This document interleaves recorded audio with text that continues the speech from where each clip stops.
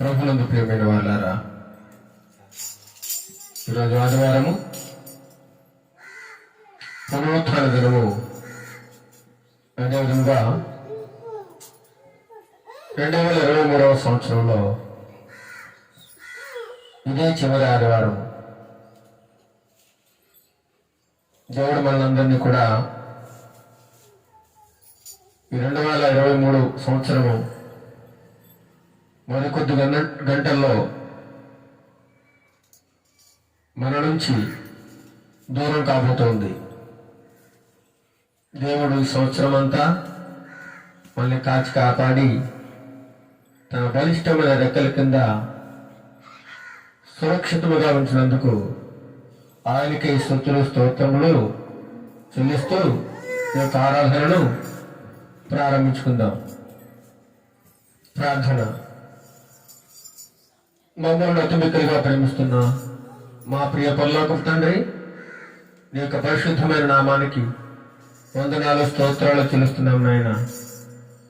గడిచిన ఆదివారం నుండి ఈ ఆదివారం వరకు, అనగా 2023 డిసెంబర్ నెల 31వ తారీఖు చివరి రోజు నాయన, చివరి వారము, ఈ సంవత్సరాంతం వరకు కూడా, సంవత్సరాది నుండి సంవత్సరాంతం వరకు మమ్మల్ని అందరినీ క్షేమంగా ఉంచి సురక్షితంగా ఉంచి నీ దయగల హస్తం చేత మమ్మల్ని అందరినీ నాయన భద్రపరిచి ఉంచిన ఉదాహరణ బట్టి మీకే వందనాలు స్తోత్రాలు తెలుస్తున్నాయన.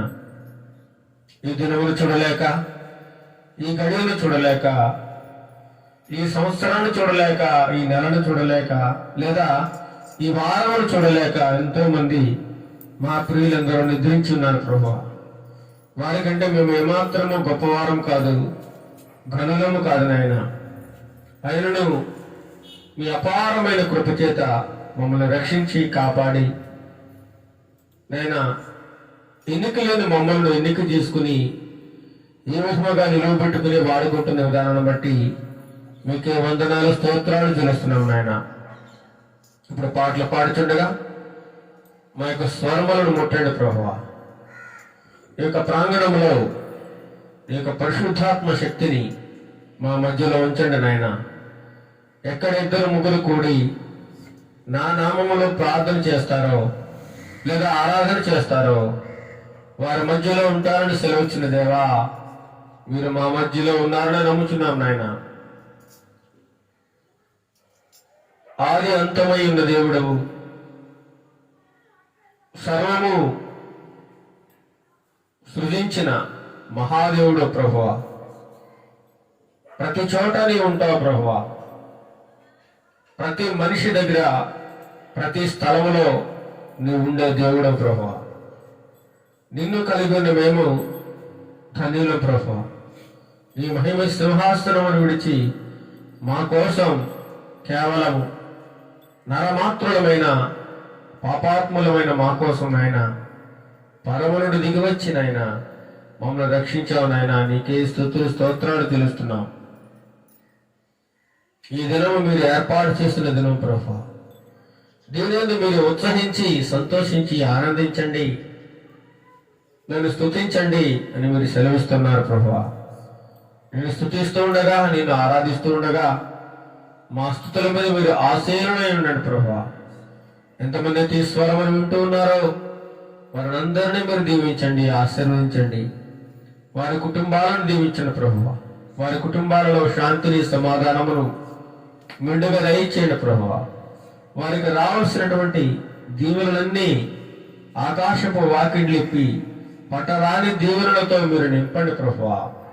ప్రతి ఒక్క కుటుంబంలో ఉన్నటువంటి సమస్యలన్నిటినీ పారద్రోలమని, ఘనత మహిమ ప్రభావాలు మీరే పొందుకొనమని నజరేయుడైన యేసుక్రీస్తు నామమున అడిగి వేడుకొనుచున్నాం తండ్రి. ఆమేన్, ఆమేన్. పాటలు పాడుకుందాం. ఈ దినం సదా నా యేసుకే సొంతం, నా నాథుని ప్రసన్నత నా తోడ నడచును ఏది నా సదా నా నాథుని ప్రసన్నత నా తోడ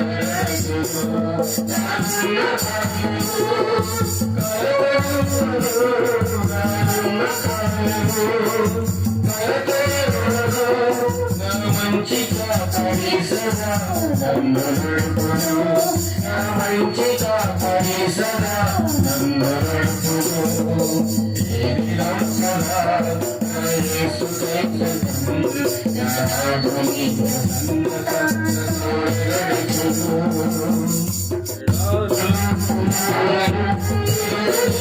నా తోడ నడచును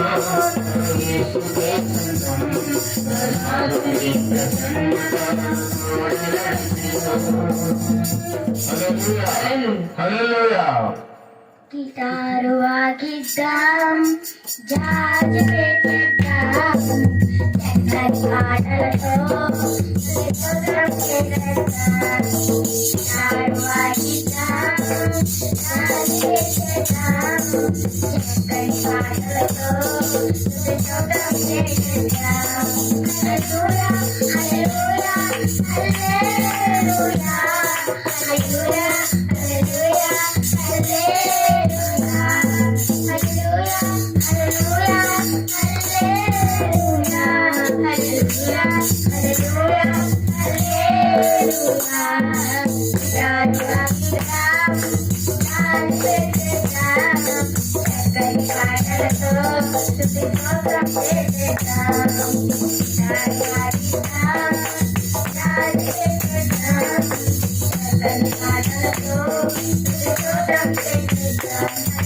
చీకటి వేళల్లో నాలో ఉంటాడు నిద్రపోకుండా నన్ను కాచుకుంటాడు చీకటి వేళల్లో నాలో ఉంటాడు నిద్రపోకుండా నన్ను కాచుకుంటాడు చక్కని పాటలతో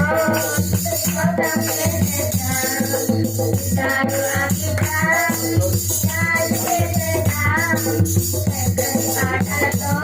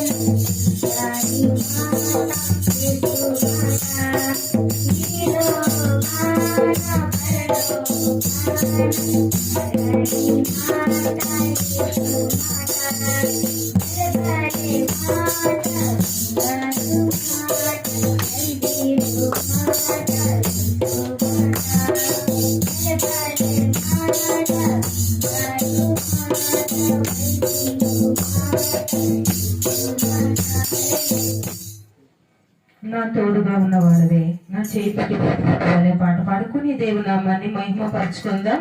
నా తోడుగా ఉన్నవాడవే, నా చేయి పట్టి నడుపువాడవే, నా తోడుగా ఉన్నవాడవే, నా చేయి పట్టి నడుపువాడవే,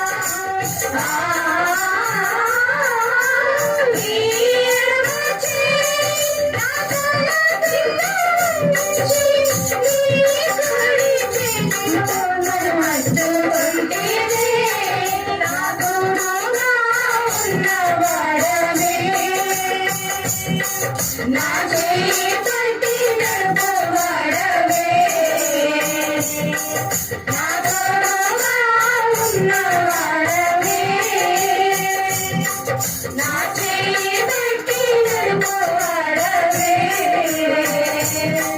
నా పక్షమున నిలుచువాడవే, నా పక్షమున నిలుచువాడవే, నా ధైర్యము నీవే యేసయ్యా, నా ధైర్యము నీవే యేసయ్యా, యేసయ్యా, యేసయ్యా, యేసయ్యా, యేసయ్యా, కృతజ్ఞతలు నీకేనయ్యా, కృతజ్ఞతలు నీకేనయ్యా, నా తోడుగా ఉన్నవాడవే, నా చేయి పట్టి లేపువాడవే. హల్లెలూయా.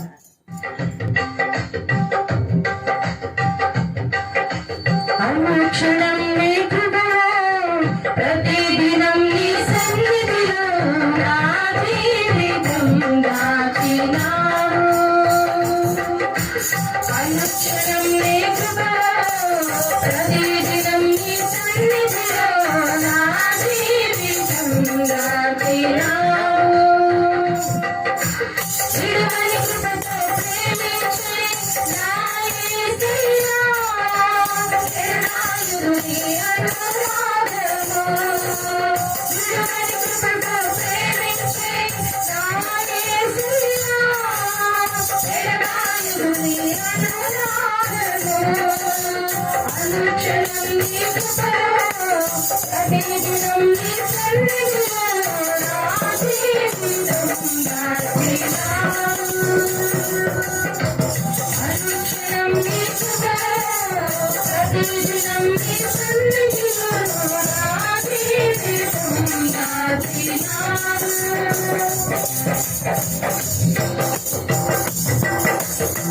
శాశ్వత జీవము నన్ను చేర్చుటకు, ఉన్నత మహిమ విరచితివి. శాశ్వత జీవము నన్ను చేర్చుటకు, ఉన్నత మహిమ విరచితివి. నా రక్షణకు నీ ప్రాణమును త్యాగము చేశావు.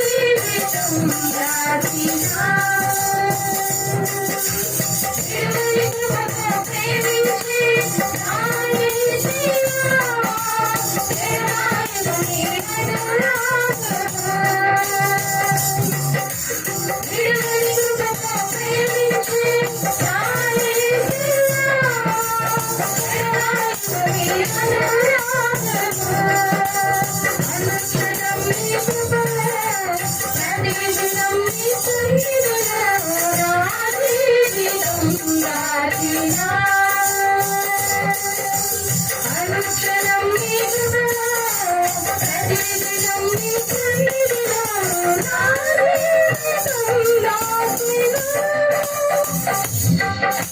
హల్లెలూయా. ఇంతవరకు మనం చక్కని పాటలు పాడుకుని దేవుని నామాన్ని మనం ఎంతగానో మహిమపరుచుకున్నాము. ఇప్పుడు వాక్య పఠనం చేసుకుందాం. 116వ దావీదు కీర్తన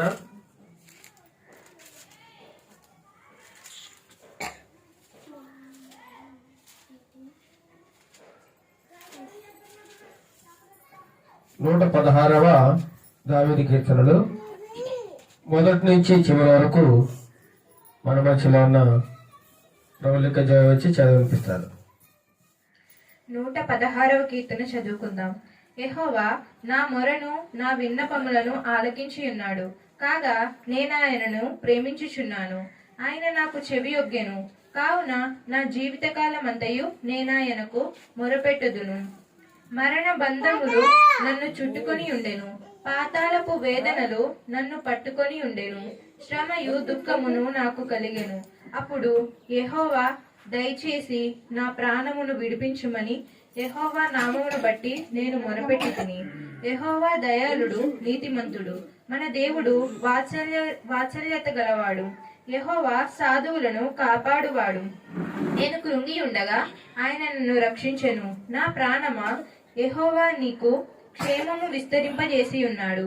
తిరిగి నీ విశ్రాంతిలో ప్రవేశింపుము. మరణము నుండి నా ప్రాణమును కన్నీళ్లు విడవకుండా నా కన్నులను జారిపడకుండా నా పాదములను నీవు తప్పించి ఉన్నావు.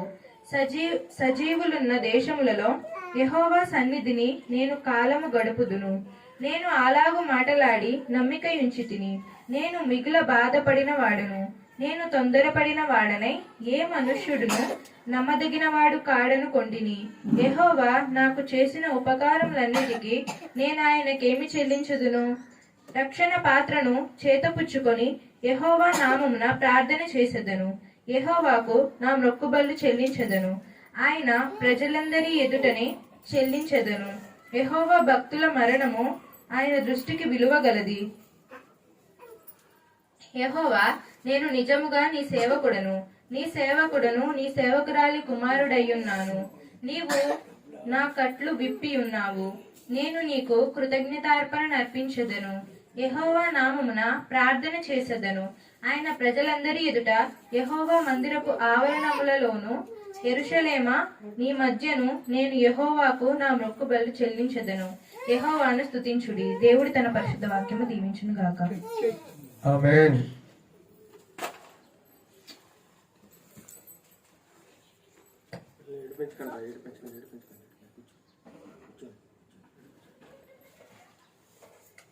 చదవబడిన వాక్యమును బట్టి చదివిన బిడ్డను దేవుడు బహుగా దీవించి ఆశీర్వదించును గాక.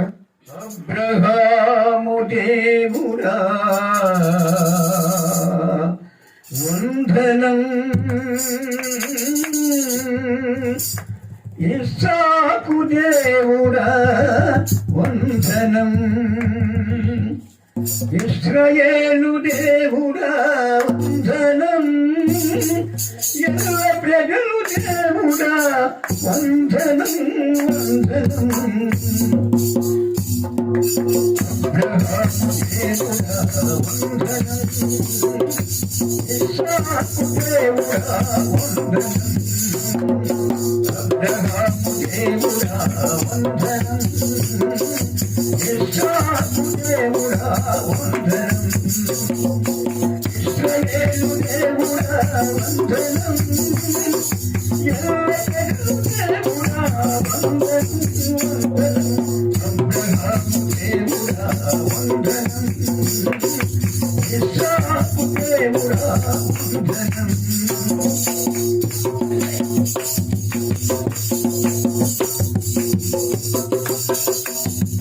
కాల మీదనే నరవులాగని, ముళ్ళ మీద నీవే నడచినావయా.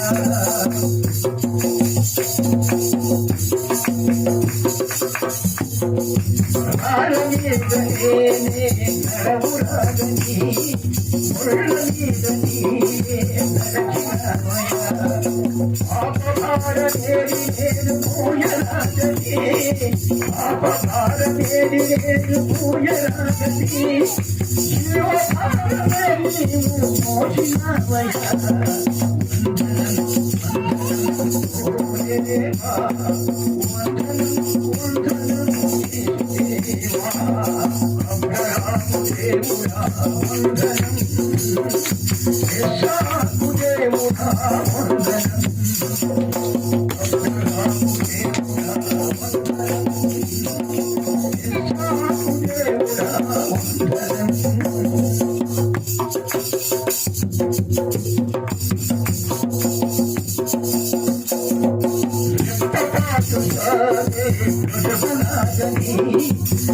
రక్షణ మార్గమే చూపినవయ్యా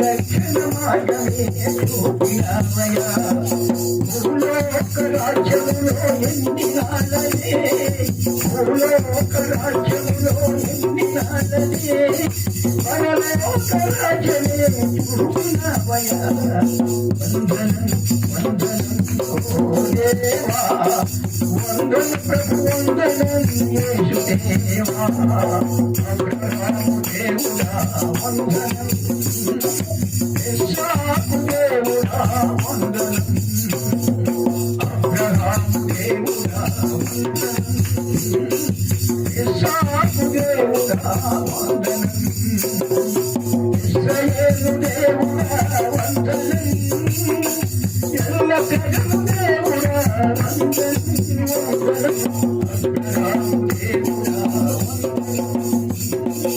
ఇస్సాకు దేవుడా వందనం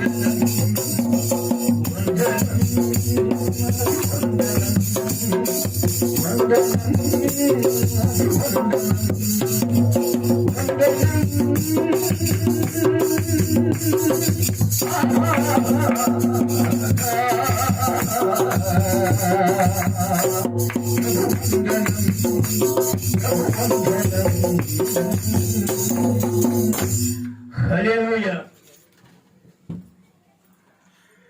దయగలిగిన ప్రభా నీకు వందనాలు, స్తోత్రాలు, స్తుతులైన ప్రభా నీకే స్థుతులు స్తోత్రం తండ్రి. నా తండ్రి పాతది గతించి కొత్త దినములోకి మేము వెళ్తున్నాం ప్రభా. నీకే వందనాలు, స్తోత్రాలు, స్తుతులనైనా సమస్తం నీదనైనా మాది గది ప్రభా. నా తండ్రి గడిచిన దినములన్నీ నీ నాయన తండ్రి. నీకే వందనాలు, స్తోత్రాలు ప్రభు. నీకే లెక్కలేని స్థుతులు, ఏలాది స్థుతులు నాయన. నా తండ్రి పాత దినంలో జరిగినాయని నా తండ్రి మాకెంతో మేలుకరంగా జరిగించావు నాయన. మాకెంత తండ్రి సమకూర్చావును ప్రభా. మా తండ్రి నీకే వందనాలు, స్తోత్రాలు, స్తుతులు నాయన. శాంతి సమాధానం దయచేసిన తండ్రి నీకు వందనాలు ప్రభు. కొత్త దినంలోకి తండ్రి మేము నడుస్తుండగా ప్రభా, రేపటి దినాన ప్రభా నీ సన్నిధిలో మేము ఉండే భాగ్యం తండ్రి. మా తండ్రి నీకే స్తుతులు స్తోత్రం నాయన. నీకే స్తుతులు నాయన. నీకే వందనాలు ప్రభా. సమస్తం నీకే మహిమనైనా. శాంతి గల తండ్రి, సమాధానకర్త నీకే స్తుతుడైనా. లోకాన్ని కాచి కాపాడు దేవా, గ్రామాలను కాచి కాపాడు దేవా, సంఘాలను కాచి కాపాడు దేవా, చిన్న బిడ్డలు పెద్ద బిడ్డలు అందరినీ కాచి కాపాడు దేవానికి స్తుతులు నాయనా. నా తండ్రి ఇరుగు పొరుగు వారిని కాచి కాపాడు దేవానికి స్తోత్రం నాయన. ఏమిచ్చి నీ రుణం చెల్లించుకోగలను ప్రభా. నీకే మహిమనైనా. నీకే వందనాలు ప్రభు. నీకే లెక్కలేని స్థుతులు నాయన. ఆశ్చర్యకరుడా, ఆలోచనకర్త నీకు లెక్కలేని స్థుతులు నాయన. శాంతి సమాధానంలో మమ్మల్ని నడిపించు తండ్రి. నీకే వందనాలు భావ్య నా రాజు. నీకే స్థుతులు స్తోత్రం నాయన. ఇప్పుడు చెప్పబోయే వాక్యంలో ప్రభా తండ్రి నువ్వు ఎత్తబడి తండ్రి ఏ వాక్యం ఎవరెత్తనవో తండ్రి మాకైతే తండ్రి తెలియదు కానీ నీకు తెలిసినైనా. నీ కార్యాలు తండ్రి నీకు తెలుసు కానీ మాకు తెలియదు నాయన. నీకే వందనాలు స్తుతులు నాయన. బిడ్డను పట్టుకుని ప్రభా, నువ్వు ఎత్తి పట్టుకుని తండ్రి. నా తండ్రి తలపైన తలపెట్టి ప్రభా నీకే వందనాలు స్తుతులు చెల్లించున్నావు నాయన. నీకే స్తుతులు నాయన. ఏ వాక్యంతో మమ్మల్ని ఎవరెప్ప చేస్తున్నావో తండ్రి, ఏ ప్రార్థనతో మమ్మల్ని నింపుతున్నావో తండ్రి. నీకే మహిమ ప్రభావాలను కొమ్మరించు తండ్రి. నీ కృపతో నడిపించిన ఆయన, నీ ప్రేమతో నడిపించు తండ్రి.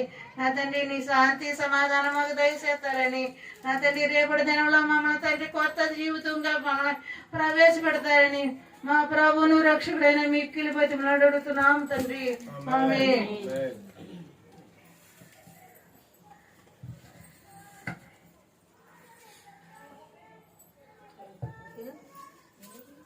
హల్లెలూయా హల్లెలూయా.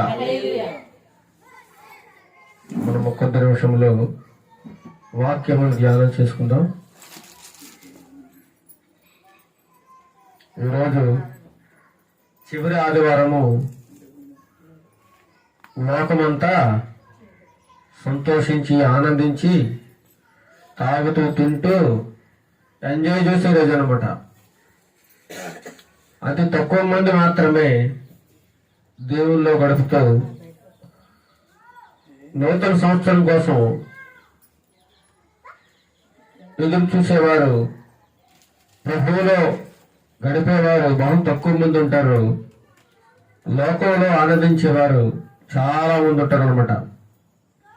సాతానుడు ఈరోజు చాలా మందిని బలంగా వాడుకుంటాడు. నూతన సంవత్సరం అంటే వారి దృష్టిలో తినడం తాగడం, అంతకుమించి ఇంకేమీ లేదు. ఇంకా ప్రతి సంవత్సరం వస్తూ ఉంటుంది. ప్రతి సంవత్సరం ఇదే తంతు. తిన్నామా, తాగామా, దొర్లామా, పడుకున్నామా, ఇదే జీవితం. అంతకు మించిన జీవితం ఇంకేమీ లేదనమాట. అదే వారి దృష్టిలో కొత్త సంవత్సరం. కానీ మనకు అలా కాదు. కానీ దేవుడు మనకు కొన్ని నియమాలు, నిబంధనలు, ఎలా ఉండాలి, ఏ విధమైన తీర్మానాలు తీసుకోవాలి అనేటువంటి కొన్ని విషయాలు మనకి ఈ రోజున దేవుడు వాక్యపు వెలుగులోంచి మనకి బయలుపరుస్తూ ఉంటాడు. కాబట్టి కొద్ది నిమిషంలో దేవుని యొక్క వాక్యమును ధ్యానం చేసుకుందాం. ప్రార్థనతో వాక్య భాగములను మనం ధ్యానం చేసుకుందాం. నిన్న నేడు నిరంతరము ఏకరీతిగా ఉన్న మా దేవా, నీకే వందనాలు, స్తోత్రాలు చెల్లిస్తున్నాం నాయన. ఇంతవరకు పాటల ద్వారా నిన్ను మహిమపరిచాము, నిన్ను స్తుతించాము నాయన.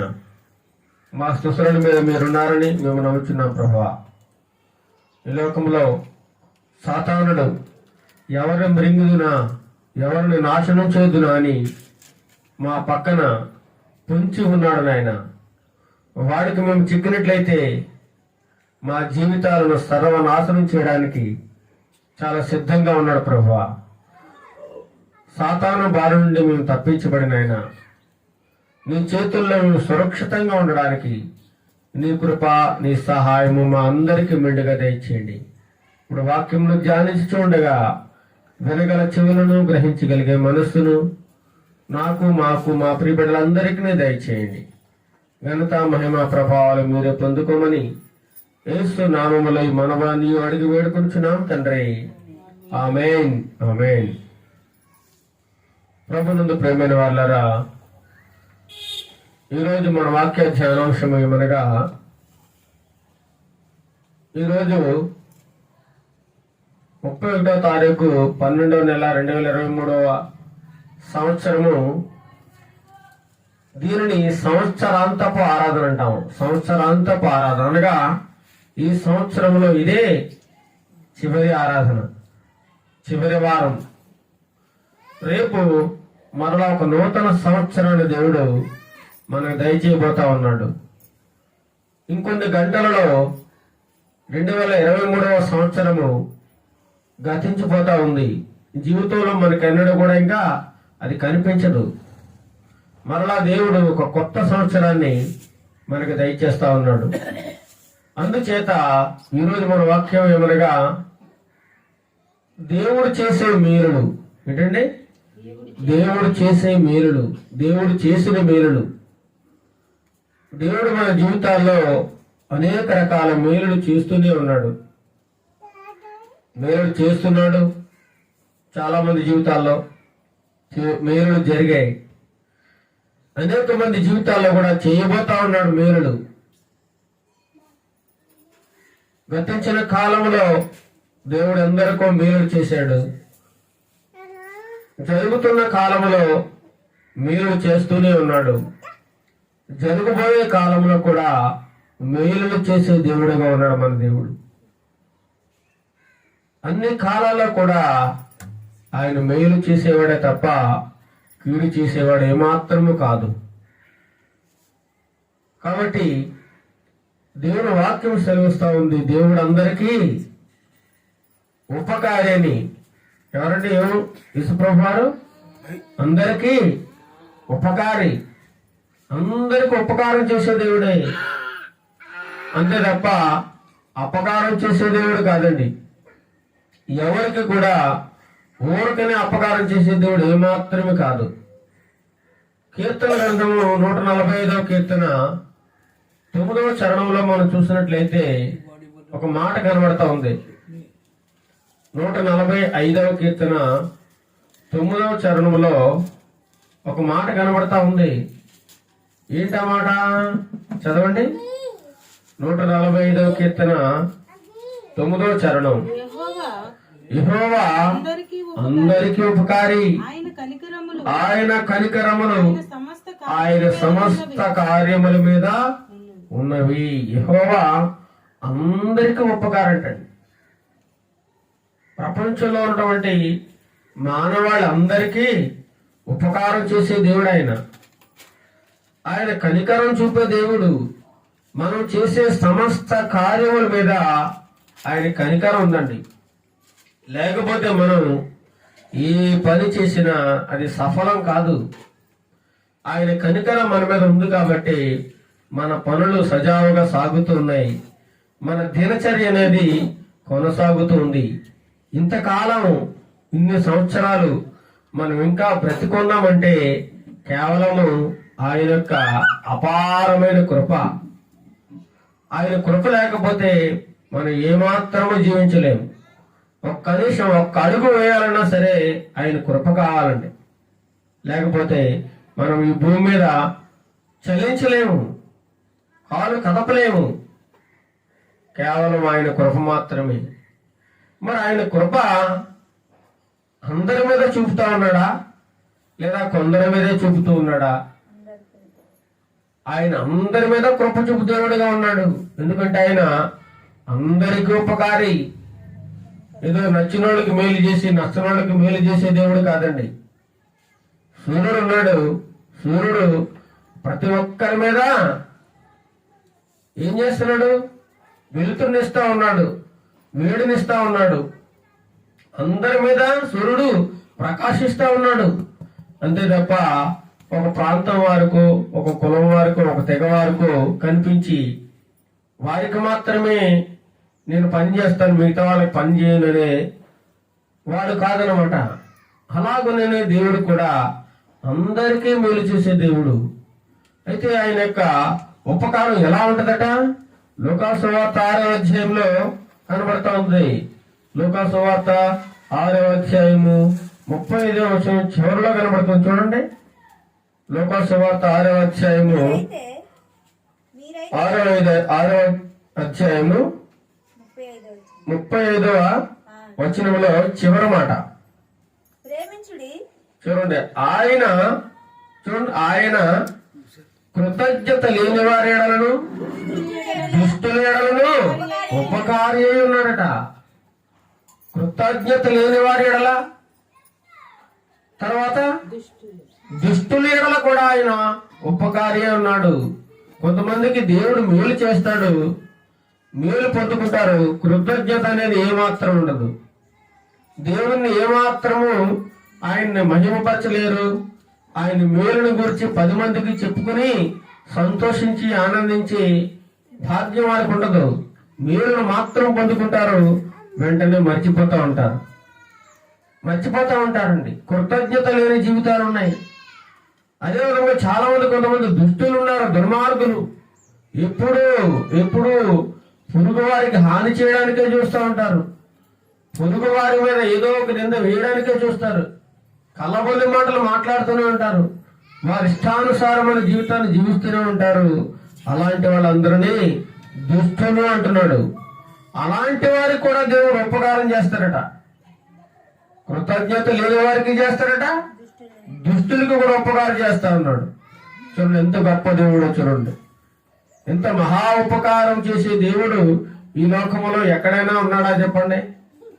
ఈ లోకంలో ఎవరైనా ఉన్నారా ఇంత ఉపకారం చేసే దేవుడు? చాలా మంది దేవుళ్ళు ఉన్నారు. వారందరూ ఏం చేస్తారంటే తప్పు చేసిన వాళ్ళు చంపేస్తారు, లేదా తప్పు చేసిన వాళ్ళు శిక్షించేస్తారు. కానీ యేసుక్రీస్తు ప్రభువారైతే తప్పు చేసిన వాళ్ళు సైతము వారి యొక్క తప్పులన్నిటిని కూడా క్షమించి మన్నించి వారి పాపాన్ని కడిగివేసి వారిని పవిత్రులుగా చేయడానికి యేసు ప్రభువారు లోకంలోనికి వచ్చారనమాట. ఆయన కృప అందరి మీద ఉంటుంది, అందరి మీద ఉంటుంది. చాలా మంది అనుకుంటారు దేవుడు నాకు ఏం మేలు చేశాడు అనుకుంటారు. దేవుడు నాకు ఏం మేలు చేశాడు? ఈ సంవత్సరం అంతా నా జీవితం ఏం బాగాలేదు, ఈ సంవత్సరం అంతా నాకు శ్రమలు, అప్పులు, సమస్యలు, రోగాలు, బాధలు, ఇరుకులు, ఇబ్బందులు, వీడితోనే సరిపోయింది 2023 సంవత్సరం అంతా, నాకేం బాగాలేదంటాం. చాలా మంది అంటాం. ఎందుకంటే మన బాధలు, మన సమస్యలు బట్టి ఈ సంవత్సరమే బాగాలేదంటాం. కానీ అన్నిటికంటే దేవుడు ఒక గొప్ప మేలు చేశాడు మన అందరి జీవితాల్లో. ఏంటో తెలుసా? ఏంటంటే ఈ భూమి మీద నువ్వు బ్రతికి ఉండడమే గొప్ప మేలది, చాలా పెద్ద మేలది.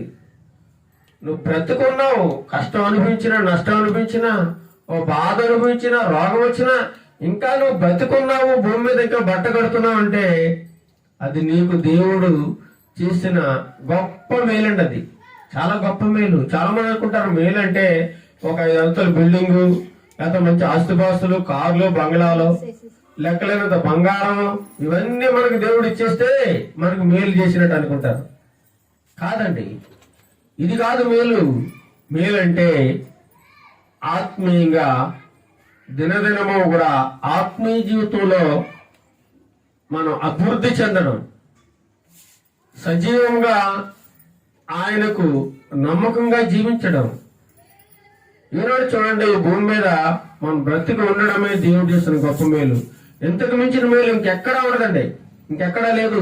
ఈనాడు చూసినట్లయితే జనాలు భయం గుప్పట్లో బ్రతుకుతా ఉన్నారు, భయంతో బ్రతుకుతా ఉన్నారు. ఎక్కడ చూసినా భయం భయం. ఉదయం ఇంట్లోంచి బయటకు వెళ్ళాడంటే, ఉదయం ఇంట్లోంచి బయటకు వెళ్ళిందంటే సాయంత్రాన్ని తిరిగి వస్తాడో తెలియదు, తిరిగి రాడో తెలియదు, ఏమైపోతాడో తెలియదు. అలాంటి పరిస్థితిలో ఉన్నాం మనం. చాలా భయంకరమైన దినాల్లో ఉన్నాం. ఉదయం కనిపిస్తున్నాడు మనిషి చక్కగా నవ్వుతూ, సాయంత్రానికి మళ్ళీ అతను చూద్దామంటే ఎక్కడో శవమే కనిపిస్తా ఉన్నాడు, శవమే చాలుతా ఉన్నాడు. అలాంటి భయంకరమైన పరిస్థితుల్లో ఉన్నాం మనం. కాబట్టి ఎక్కడ చూసినా భయంకరమైన ప్రమాదాలు జరుగుతూ ఉన్నాయి. జనాలు ఎలా ఉన్నారంటే, ఒక చెట్టుకు ఎండిపోయిన ఆకులు ఎలా రాలిపోతాయో అలాగా పిట్టల్లా రాలిపోతున్నారు జనాలు. పిట్టల్లా ఆకులు రాలిపోయినట్టు రాలిపోతున్నారండి జనాలు ఎక్కడ చూసినా. చాలా భయంకరమైన రోజులు గడుస్తూ ఉన్నాయి. ఈ 2023 సంవత్సరం చూసినట్లయితే చాలా మంది చచ్చిపోయారు, చాలా భయంకరంగా. అంతెందుకంటే మొన్న డిసెంబర్ 25వ తారీఖు రాత్రి నేను మన చేపురోలు గ్రామంలో మన ఆంధ్ర బాప్టిస్ట్ సంఘంలో చిన్నయ్య గారు నిర్వహించినటువంటి క్రిస్మస్ ఆరాధనలో వాక్యం చెప్పాను. వాక్యం చెప్పి మరలా ఇంకొక చోట అదే రాత్రి సమయంలో వాక్యం చెప్పడానికి ప్రతిపాడు అనే గ్రామం వెళ్తా ఉన్నాను. తమ్ముడిని తీసుకుని వెళ్తా ఉన్నాం. సరిగ్గా 10 గంటల సమయం. వెళ్తూ ఉంటుంటే రాత్రి సరిగ్గా గొల్లపురోలకి దగ్గరలో వెళ్లే సమయంలో పక్కనే, రోడ్డు పక్కనే 2 మనుషులు యాక్సిడెంట్ అయ్యి చనిపోయి ఉన్నారండి. రోడ్డు పక్కనే ఏదో బలమైన వాహనం వచ్చి గుద్దేసింది, వెంటనే చనిపోయి రక్తపు మడుగుల్లో ఉన్నారు. యేసు ప్రభు వారి పుట్టినరోజుని ప్రజలందరూ ఎంతో సంతోషంగా ఘనంగా జరుపుకుంటూ ఉన్నారు. కానీ 2 మనుషులు రోడ్డు పక్కన చనిపోయి ఉన్నారు. ఈ నూతన సంవత్సరాన్ని వాళ్ళు చూడలేకపోయారు. వాళ్ళు అలా ఎంతో మంది అండి చనిపోయారు అన్నమాట. చాలా మంది మరణిస్తా ఉన్నారు. మనుషుల ప్రాణాలు గాల్లో కలిసిపోతా ఉన్నాయి. ఇంతలోనే కనిపించి అంతలోనే మాయమైపోయినట్లే ఉన్నారు. ప్రపంచ దేశాల్లోనట ఒక సర్వే ప్రకారము సెకనుకి 2 మనుషులు చనిపోతున్నారట. సుమారుగా సెకనుకి అంటే చిటికేసి లోపల 2 చచ్చిపోతున్నారు. ఒక నిమిషంలో 120 మంది చచ్చిపోతున్నారు. 120 మంది ఒక్క నిమిషానికి. ఒక గంటకి సుమారుగా 7,200 మంది చచ్చిపోతున్నారట. ఒక గంటలోనే ప్రపంచ దేశాల్లో చూసినట్లయితే ఎక్కడైనా 7,200 మంది ఒక గంటలో చచ్చిపోతున్నారట. మరి ఒక రోజుకి ఎంతమంది చచ్చిపోతున్నారో మనం ఆలోచిస్తే 1,72,000 మంది చచ్చిపోతున్నారు ఒక రోజులో. 1,72,000 మంది చచ్చిపోతా ఉన్నారు. ఒక సంవత్సరానికి చూసినట్లేదు సుమారుగా 6,30,00,000 మంది, దగ్గరగా 7 కోట్ల మంది చచ్చిపోతా ఉన్నారు సంవత్సరంలో. మరి ఎంతమంది, ఇన్ని కోట్ల మంది చచ్చిపోతా ఉన్నారే, ఎంతో మంది మరణిస్తా ఉన్నారే. మరి ఈ లెక్కల్లో నువ్వు నేను లేవంటే మరి మనం ఎంత ధన్యులం ఒకసారి ఆలోచించండి. మన మీద దేవుడు ఎంత కృప చూపించాడో ఒకసారి ఆలోచించండి. దేవుడు మనకి ఎంత గొప్ప మేలు చేశాడో ఒకసారి ఆలోచించండి. ఇన్ని కోట్ల మంది, సంవత్సరానికి 7 కోట్ల మంది చచ్చిపోతా ఉంటే అందులో మనం లేవు. ఆ చనిపోయిన వారి లెక్కల్లో ఇంకా సజీవంగా బ్రతికే ఉన్నాం. ఇదంటే మన గొప్పతనం అంటారా? లేదా మనం పాటించే ఆరోగ్య సూత్రాలు అంటారా? లేదంటే మనకున్న ఆ సుఖ సంతోషాల, లేదంటే మన ఆస్తిపాస్తుల, లేదా మన స్థితిగతుల?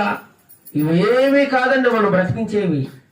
కేవలము ఆయన దయ, ఆయన ప్రేమ, ఆయన అపారమైన కృప మాత్రమే తప్ప ఇంకేమీ కాదు మనం బ్రతికించేది. ఈ లోకంలో ఇంకా నువ్వు బ్రతుకున్నావు అంటే దేవుని కృప. అది నువ్వు అర్థం చేసుకోకుండా ఈ డిసెంబర్ 31వ తారీఖున రాత్రికి చక్కగా మందు తెచ్చుకుని, బిర్యానీ తెచ్చుకుని తింటూ స్నేహితులతో ఎంజాయ్ చేస్తూ ఉన్నావంటే ఏమో తెలియదు నీ జీవితంలో దేవుడు ఏ కార్యం చేయబోతా ఉన్నాడు. నీకు ఇంకా సమయం ఇస్తా ఉన్నాడు. ఇంకా నీకు భూమి మీద ఆయుష్ ఇచ్చాడు. బ్రతకడానికి నీకు ఇంకా కొన్ని రోజులు ఇచ్చాడు, కొన్ని సంవత్సరాలు ఇచ్చాడు, కొన్ని గడియలు ఇచ్చాడు. కానీ నువ్వేం చేస్తున్నావు? దేవుడు నీకు ఇచ్చిన ఆయుష్ను నువ్వు చేసిన దుర్మార్గపు కార్యాల వలన, నీచమైన కార్యాల వలన అర్ధాంతరంగా ముగించుకుంటా ఉన్నారండి. అర్ధాంతరంగా ఎంతో మంది మన కళ్ళ ముందే రాలిపోతా ఉన్నారు. కానీ మనకు భయం వేయట్లేదు. కరోనాలో చూడండి ఎన్ని లక్షల మంది చచ్చిపోయారు, పిట్టల్లా రాలిపోయారు. మరి నువ్వు నేను కరోనాలో చచ్చిపోలేదు, మనం బ్రతికే ఉన్నామంటే దేవుని కృపది. చూడండి, మొన్న 1 నెల క్రితం పోయిన ఈ నెలలోనే నాకు మరణకరమైన పరిస్థితి ఎదురైనా సరే దేవుడు ఏం చేశాడు? మరణములో నుండి జీవములోకి దాటించేశాడండి. మరణములో నుండి జీవములోకి దాటించేశాడు ఆయన. ఎంత కృప చూడండి ఆయనకి. ఎంత మనమంటే, నేనంటే ఆయనకి ఎంత ప్రేమ. ఆయనకి స్తోత్రం చెల్లిస్తా ఉన్నాను. కేవలం ఇదంతా ఆయన యొక్క కృపా బాహుళ్యం మాత్రమే. మరణాన్ని కూడా మనకు దగ్గరగా వస్తుంది. కానీ దేవుడు ఏం చేస్తాడు? ఒక్క క్షణంలో మార్చేస్తాడు, తెప్పించేస్తాడు అంతే. ఏదో చిన్న చిన్న బాధలు పెట్టి మనం మరణానికి అప్పగించడు. అంత గొప్ప మహాదేవుడు. మనం చదువుకున్నాం కీర్తన గ్రంథంలో 116వ కీర్తన 8-9 చరణాలు చూసినట్లయితే, మరణము నుండి నా ప్రాణమును, కన్నీళ్లు కూడా నా కన్నులను, జారి పడకుండా నా పాదములను నీవు తప్పించున్నావు. సజీవులున్న దేశములలో యెహోవా సన్నిధిని నేను కాలము గడుపుతును. నన్ను తప్పించేస్తున్నావు ప్రభువా. మరణంలో నుంచి మరణం అంచు దాకా వెళ్ళిపోతుంటాం. ఒక్కోసారి అనుకుంటాం ఇంకా నా పని అయిపోయింది, ఇంక నేను చచ్చిపోతాను అనుకుంటాం. కానీ దేవుడు అకస్మాత్తుగా తన దూతలను పంపించి మరణాన్ని నుంచి తప్పించేస్తాడండి. చనిపోకుండా కాపాడతాడు. అంత గొప్ప దేవుడైనా. ఎందుకంటే నువ్వు నిజాయితీగా ఆయనకు నమ్మకమైన సాక్షిగా నువ్వు జీవిస్తున్నావు. నువ్వు ఆయనకి ఇంకా అవసరం ఉంది ఈ భూలోకంలో బ్రతకాలని. అందుచేత నిన్ను తప్పిస్తా ఉంటాడు. సాతానుడేమో వీడిని ఎప్పుడు మింగేద్దామని, వీడిని ఎప్పుడు నాశనం చేద్దామని గర్జించే సింహం వల్ల తిరుగుతా ఉన్నాడు. ప్రతి ఒక్కరిని మింగాలని, ప్రతి ఒక్కరిని మరణానికి అప్పగించేయాలని, నాశనం చేయాలని వాడి పని అదే నిరంతరము కూడా. కానీ దేవుని పని ఏంటంటే తప్పించడం, కాపాడడం, మరణము నుంచి, అపాయము నుండి, రోగము నుండి మనం తప్పిస్తూ ఉంటాడు. సజీవులు అనగా ఎవరైతే జీవించి ఉంటారో అలాంటి దేశంలో మనందరినీ నివసించేలా చేస్తారట. మరణం మన పక్కనే కనురెప్ప పాటులో ప్రాణాపాయం కలుగు చేస్తున్నా సరే ఆయన తప్పించేస్తాడు. ఒక సేవకుడు సాక్షి చెబుతా ఉన్నాడండి.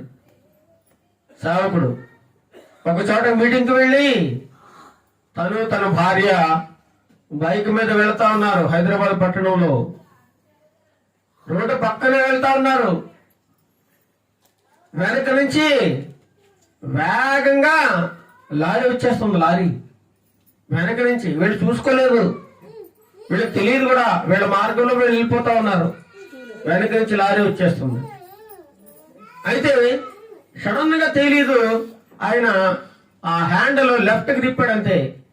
ఇలా తిప్పగానే వాళ్ళ పక్క నుంచి వెళ్ళిపోయింది లారీ. లేదంటే వాళ్ళు పీస్ అయిపోదురు. చూసారా, ఇది దేవుడు ఏం చేస్తాడు, అప్పుడు దాకా వాళ్ళు పక్కకి తిప్పాలన్న ఆలోచన కూడా లేదు బండి. ఎందుకో తెలియదు, సడన్ గా హ్యాండిల్ అలా పక్కకి తిప్పారంతే.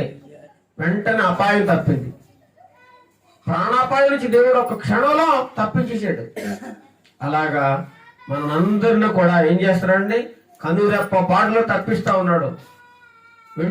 వెంట్రిక వాసంలో మనందరిని కూడా అనేకమైన అపాయాల నుండి, రోగాల నుండి, రుగ్మతల నుండి, బాధలు, ఇరుకులు, శ్రమలు, ఇబ్బందుల నుండి తప్పిస్తా ఉన్నాడు. ఈ సంవత్సరంలో చూసినట్లయితే ఎంతో మంది అప్పుల బాధ తట్టుకోలేక చచ్చిపోయారు. అప్పుల బాధ. ఇంకెంతో మంది కుటుంబ సమస్యల వల్ల చచ్చిపోయారు బలవంతంగా. ఇంకెంతో మంది ప్రమాదాల్లో చనిపోయారు. ఇంకెంతో మంది రోగాల వల్ల చనిపోయారు. ఇంకొంతో మంది భయంకరమైన యాక్సిడెంట్ల వల్ల చనిపోయారు. మరి నేను మనమందరం కూడా ఇంకా సజీవంగా ఉన్నామంటే ఆ యొక్క కృప. చాలా కుటుంబాల్లో భర్తకు భార్య లేదు, భార్య చచ్చిపోయింది, భర్త ఒక్కడే ఒంటరిగా మిగిలిపోయాడు. తను తోడిపోయింది, తనను ఆదరించే దిక్కు లేదు, ఎంతో వేదన చెందుతూ ఉన్నాడు. అదే ఒక భార్యకు భర్త లేడు, తన శిరస్సు పోయింది, ఎంతో వేదన. అయ్యో, నన్ను ఎవరు చూస్తారు, ఎవరు పోషిస్తారు, నన్ను ఎవరు ప్రేమిస్తారు, నా గతి ఏమిటి అని చెప్పి ఆ భార్య తన భర్తను తలుచుకుంటూనే జీవితాంతం బ్రతుకుతా ఉంది. తన భర్త లేని లోటు ఎవరూ తీర్చలేరు. అలా కొంతమంది జీవితాల్లో చూసినట్లయితే తల్లిదండ్రులు లేక, తల్లి తండ్రి చనిపోయి ఎంతో మంది పిల్లలు అనాథలుగా జీవిస్తూ ఉన్నారు. అయ్యో, నాకు తండ్రి తల్లి ఉంటే బాగుండు కదా, నేను ఎంతో సంతోషంగా ఉంది కదా అని పిల్లలు అనుకుంటా ఉన్నారు. కానీ వారికి తల్లిదండ్రులు లేకుండా అనాథలైపోయారు పిల్లలు. కొంతమంది తల్లిదండ్రులకి పిల్లలు లేకుండా పోయారు, పిల్లలు అర్ధాంతరంగా చనిపోయారు. అయ్యో, నా పిల్లలు నా కళ్ళ ముందే చనిపోయారా అని వాళ్ళెంతో దుఃఖిస్తూ వేదన చెందుతున్న వారు ఇంకెందరో ఉన్నారు.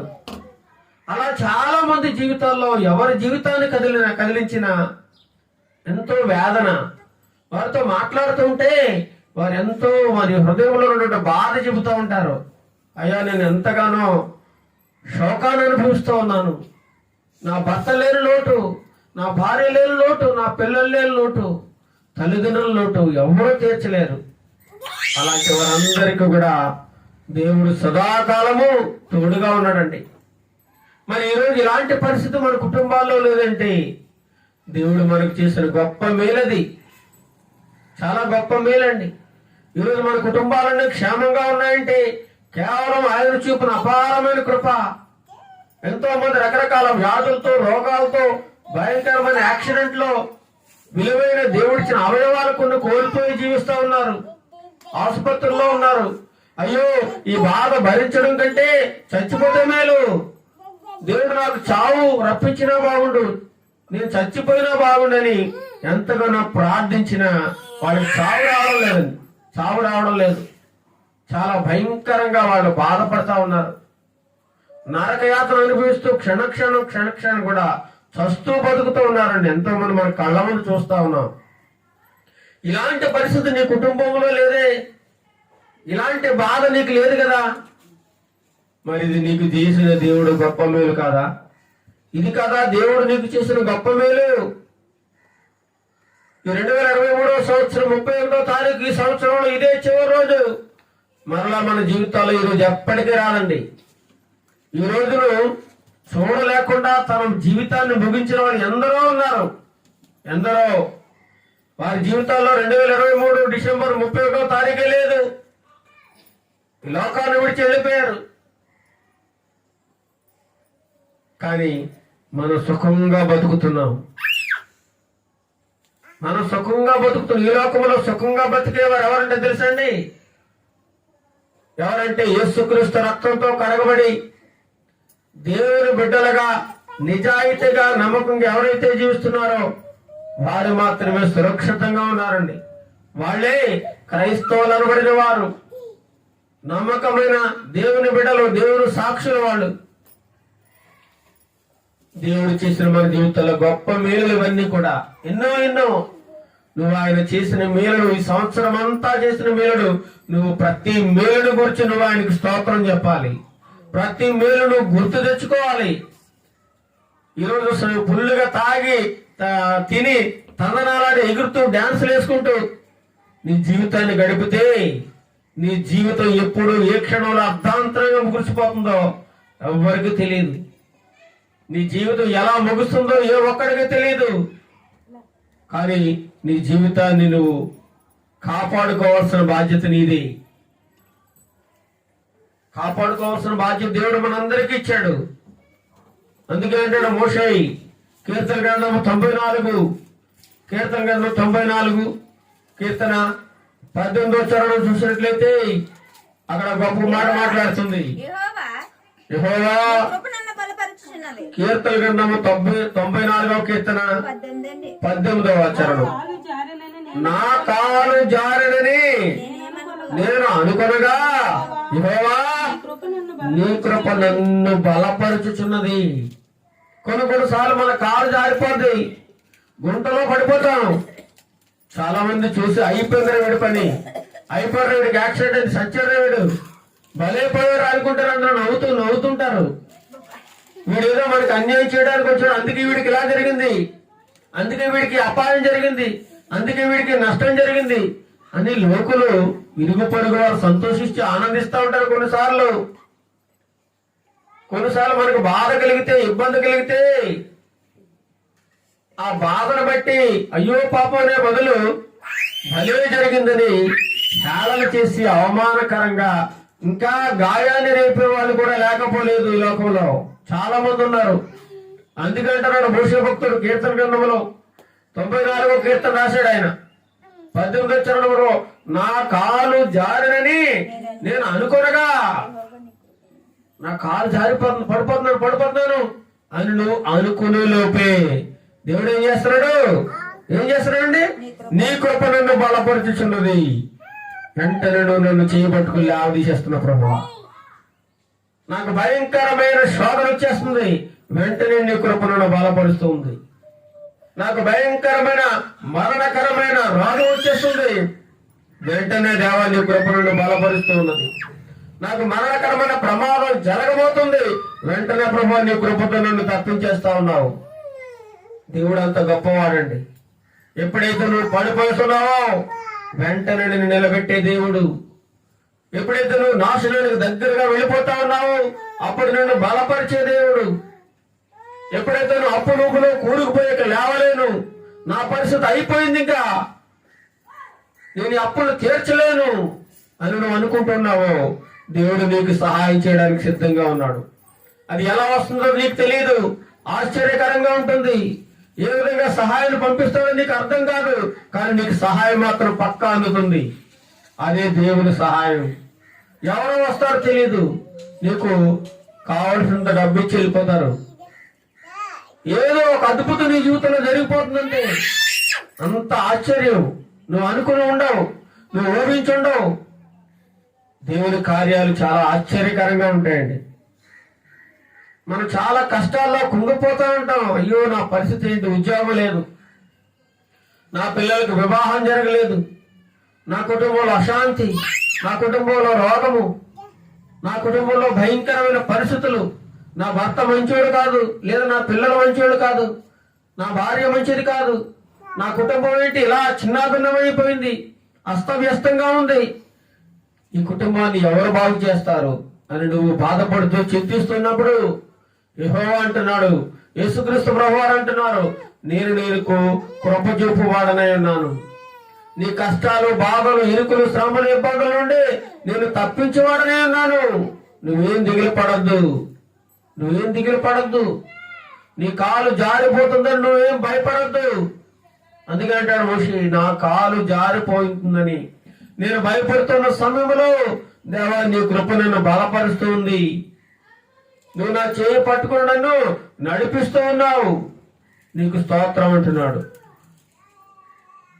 అదే కీర్తన గ్రంథం 116వ కీర్తన 12వ చరణం చూసినట్లయితే, యెహోవా నాకు చేసిన ఉపకారములన్నిటికీ నేను ఆయనకి ఏమి చెల్లించుదును. ఎన్నో ఉపకారాలు చేస్తా ఉన్నానండి. ఉదయం లేచిన దగ్గర నుంచి సాయంత్రం వచ్చి ఇంటికి వచ్చి నువ్వు పడుకునేంత వరకు ఆయన నీకు ఎన్నో మేలు చేస్తా ఉన్నాడు. ఎన్నో ప్రమాదాల నుండి, కష్టాల నుండి, ఇబ్బందుల నుండి, శ్రమల నుండి, ఆకలి బాధల నుండి నిన్ను కాపాడుతూ ఉన్నాడు, నిన్ను రక్షిస్తూ ఉన్నాడు. సురక్షితంగా ఈరోజు నిద్రపోతున్నావు అంటే కేవలం ఆయన కృప, ఆయన కృప అండి. ఆయన చేసిన గొప్ప మేలు, ఈ సంవత్సరం అంతా నీకు గొప్ప మేలుతో నుంచే నింపాడు దేవుడు. ఆయన చేసిన మేళ్ళు ఎన్నో ఉన్నాయి, నువ్వు మర్చిపోతా ఉన్నావు. ఒక్కసారి గుర్తు తెచ్చుకో, నీకేం మేలు చేశాడు. నీ ఉద్యోగం లేని పరిస్థితుల్లో దేవుడు నీకు ఉద్యోగం ఇచ్చాడు. నేను ఈ చదువులో నేను పాస్ అవ్వలేను అనుకున్న సమయంలో నేను పాస్ చేయించాడు. అయ్యో నా రోగము తగ్గదేమో అనుకుంటున్న పరిస్థితుల్లో ఈ రోగాన్ని తొలగించాడు. నాకు గృహం లేదు అనే పరిస్థితుల్లో నీకు గృహాన్ని ఇచ్చాడు. ఎన్నో మేలుడు. నువ్వు ఆలోచించు ఒక్కసారి, ఎన్ని మేలులు చేశాడు ఒక్కసారి ఆలోచించు. మరి ఏనాడైనా ఆయనకు కృతజ్ఞతగా జీవిస్తున్నావా? ఆయనకు నచ్చిన జీవితాన్ని నువ్వు జీవిస్తున్నావా? ఇన్ని మేలులు నీ జీవితంలో చేస్తూ ఉన్నాడై మరి ఆయనకు నువ్వు లోబడి ఉంటున్నావా? ఆయన మాట ఉంటున్నావా? ఈ 2023 సంవత్సరాలు గతించిపోయినాయి. ఎన్నో సంవత్సరాలు నీ జీవితం నుంచి దొరికిపోతా ఉన్నాయి. పోయిన సంవత్సరం లాగే ఈ సంవత్సరం జీవించావా? లేదా ఈ సంవత్సరం లాగా వచ్చే సంవత్సరంలో కూడా అదే రకమైన జీవితాన్ని కొనసాగిస్తావా? ఒకసారి నిన్ను నువ్వు ఆలోచించుకోవాలి. నాకు చేసిన ఉపకారములకి నేను ఆయనకి ఏమి చెల్లించదును, ఏమి ఇవ్వగలను? నీకు ఈ జీవితాన్ని ఇచ్చాడు, నాకు భయంకరమైన ప్రమాదాన్ని తప్పించాడని దేవుడు. నేను ఆయనకి ఏమి ఇవ్వగలను? 1,00,000 రూపాయలు ఇస్తే ఆయన రుణం తెలుతుందా? లేదా కేజీ బంగారం ఇస్తే సరిపోతుంది ఆయనకి?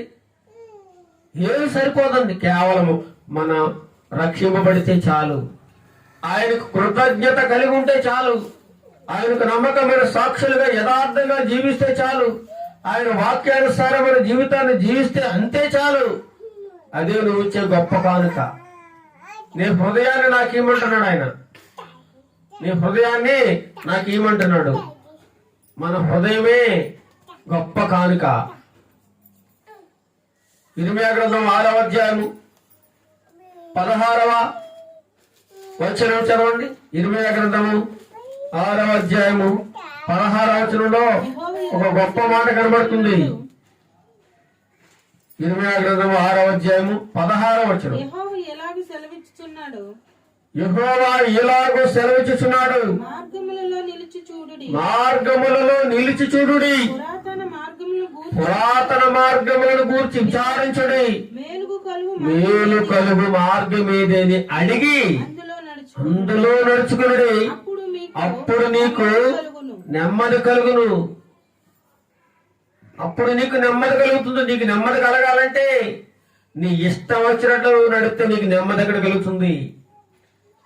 నా ఇష్టం వచ్చినట్లు బతుకుతాను, నా ఇష్టం వచ్చినట్లు నడుస్తాను.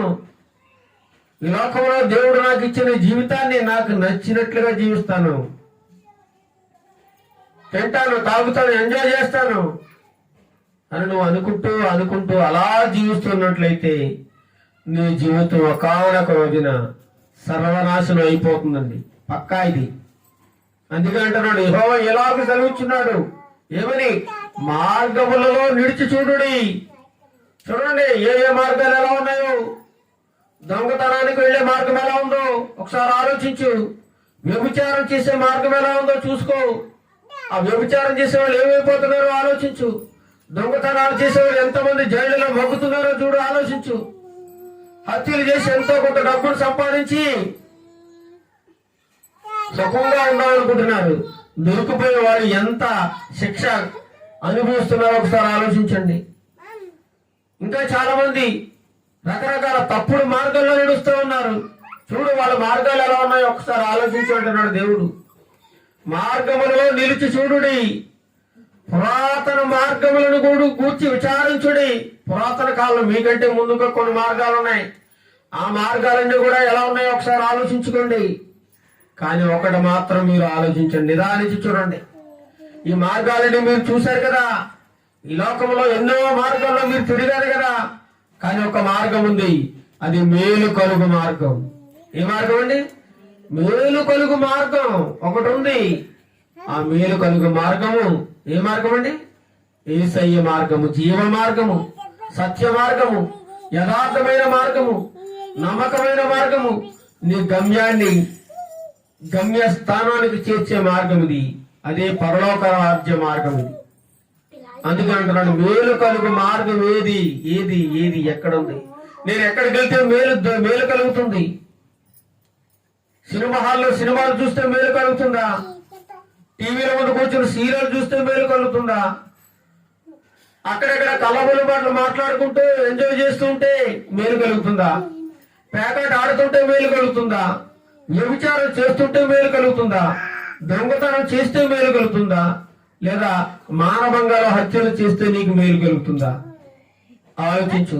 మేలు కలుగు మార్గం ఏదని అడిగి అందులో నడుచుకో. మేలు కలుగు మార్గం ఒకటే ఉంది, అది యేసు ప్రభువు దైవ మార్గము. మీకు నెమ్మది కలగాలంటే ఈ మార్గంలో మాత్రమే మీరు నడవాలి. ఇక లోకంలో ఉన్న మార్గాలన్నింటిలో ఏ మార్గంలో నడిచినా నీకు నెమ్మది కలగదు. అందుకే యేసు ప్రభు అంటాడు, నేనే మార్గమును సత్యమును జీవమునే ఉన్నాను. నా ద్వారా తప్పితే తండ్రి దగ్గరికి ఎవ్వరు వెళ్ళలేడు. ఆ పరలోక రాజ్యము నువ్వు రావాలంటే దానికి నేనే కారణమై ఉన్నాను. నా ద్వారా మాత్రమే సాధ్యమవుతుంది తప్ప నీకు వేరే ఎటువంటి దారి లేదు. ఏ దారి లేదు నీకు. మేలు కలిగే మార్గం ఏదని అడుగు. ఈ డిసెంబర్ నెల 2023 సంవత్సరము ఈ 31వ తారీఖు చివరి ఆదివారము ఈ యొక్క ఉదయకాల సమయంలో దేవుడు నీతో మాట్లాడుతున్నాడు. మేలు కలిగే మార్గం ఏదని అడిగి ఇప్పుడే తెలుసుకో. నీ జీవితానికి ఒక అర్థం పరమార్థం దొరుకుతుంది. లేదా నీ జీవితం సర్వనాశనం చేసుకుంటావని నీ ఇష్టం. నిన్నెవరు కాదనలేరు. నీ ఇష్టమే, నీకే వదిలేశాడు దేవుడు. నీకు మేలు కలగాలంటే ఈ మార్గంలోకి రావాల్సింది. నీ బ్రతుకు మార్చుకోవాల్సింది. నీ పాప జీవితానికి స్వస్థ పలకాల్సింది. నీ గత జీవితానికి సమాధి చేయవలసింది. నువ్వు మారు మనసు పొందాల్సింది. లేకపోతే నీ జీవితంలో మేలు ఎన్నటికీ నువ్వు చూడలేవు. మేలు ఈ లోక సంబంధంగా నువ్వు తప్పుడు పనులు చేసి, రకరకాల తప్పులు చేసి, మోసాలు చేసి బిల్డింగ్ మీద బిల్డింగ్ కట్టుకోవచ్చేమో, కానీ ఏదో ఒకరోజు కూలిపోయే మా సమయం ఆసన్నం అవుతుంది. నువ్వు రక్తపు కూడుతో నువ్వు డబ్బు సంపాదించి ఏదో విలాసవంతంగా జీవించాలని అనుకుంటున్నావేమో. నీ సాధ్యం కాదు, నీ వల్ల కాదది. ఏదో ఒక రోజు అది నీకు ప్రమాదాన్ని తెచ్చిపెడుతుంది. నీ జీవితాన్ని మొక్కలు చేసేస్తుంది. నీ జీవితం మొక్కలైపోతుంది. అందుచేతనే మేలు కలుగు మార్గంలో ఉన్నాడు. ఈ సంవత్సరాంతపు ఆరాధనలో దేవుడు నీతో మాట్లాడుతున్నాడు.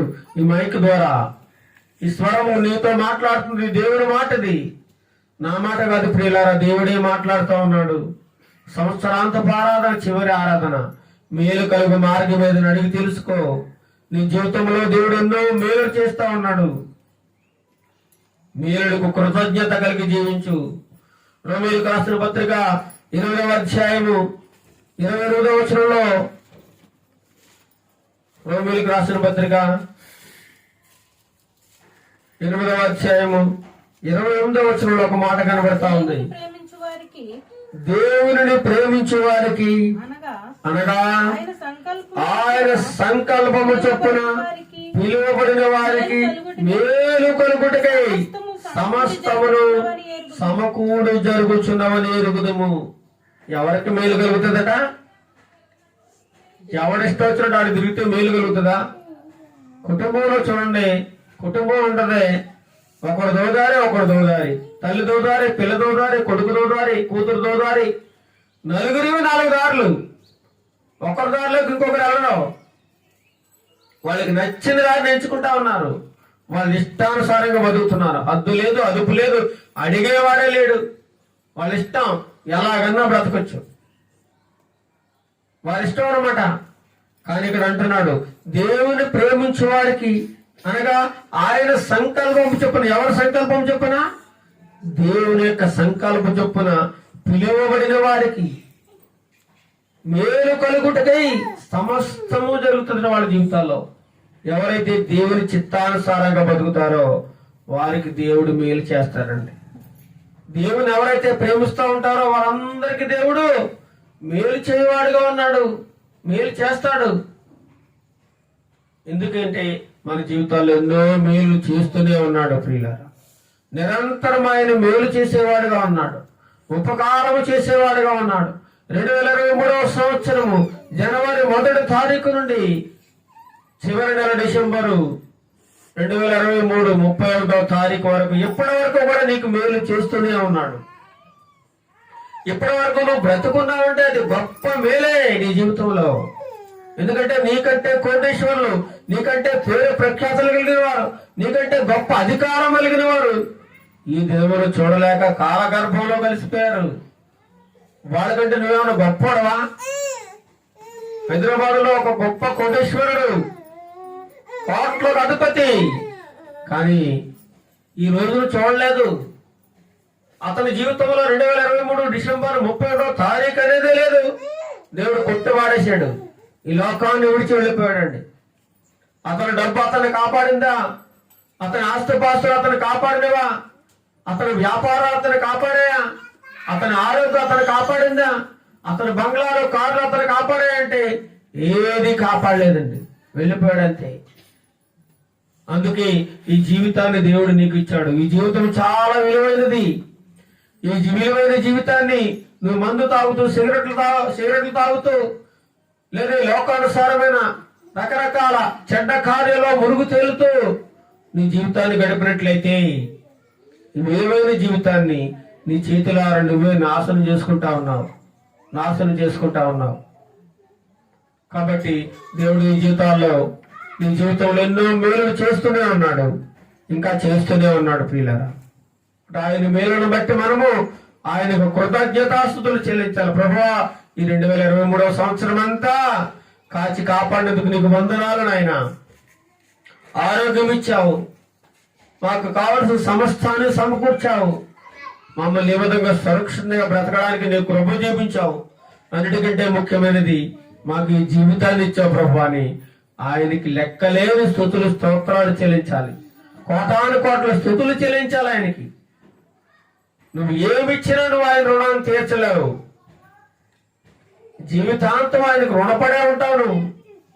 అంత గొప్ప మేలు చేస్తా ఉన్నాడు. కొరింథీయులకు రాసిన పత్రిక మొదటి కొరింథీయులకు రాసిన పత్రిక 10వ అధ్యాయము 24వ వచనం చూద్దాం. మొదటి కొరింథీయులకు రాసిన పత్రిక 10వ అధ్యాయము 24వ వచనం. ఎవడును తన కొరకే కాదు ఎదుటి వాని కొరకు మేలు చేయ చూచుకొనవలెను. నీకోసం నువ్వు బతకడం కాదురా బాబు. ఓమా, నీకోసం నువ్వు బతకడమే కాదు, నీ స్వార్థం నువ్వు చూసుకోవడమే కాదు, పక్కోడి కోసం కూడా ఆలోచించు. పక్కోడు ఏమైపోతున్నాడో, ఎటువంటి పరిస్థితుల్లో ఉన్నాడో, ఎటువంటి బాధలో ఉన్నాడో, ఎటువంటి ఇబ్బందికరమైన పరిస్థితుల్లో ఉన్నాడో, తిన్నాడో లేదో ఒక్కసారి ఎప్పుడైనా నువ్వు ఆలోచించావా? నువ్వు చక్కగా చికెన్ బిర్యానీ తింటా ఉన్నావు నీ ఇంట్లో, నీ కుటుంబం అంతా హ్యాపీగా ఎంజాయ్ చేస్తా ఉన్నారు. కానీ నీ పక్కనే ఒకడు తిండి లేక ఆకలితో అల్లాడిపోతా ఉన్నాడు. ఎప్పుడైనా ఆలోచించావా?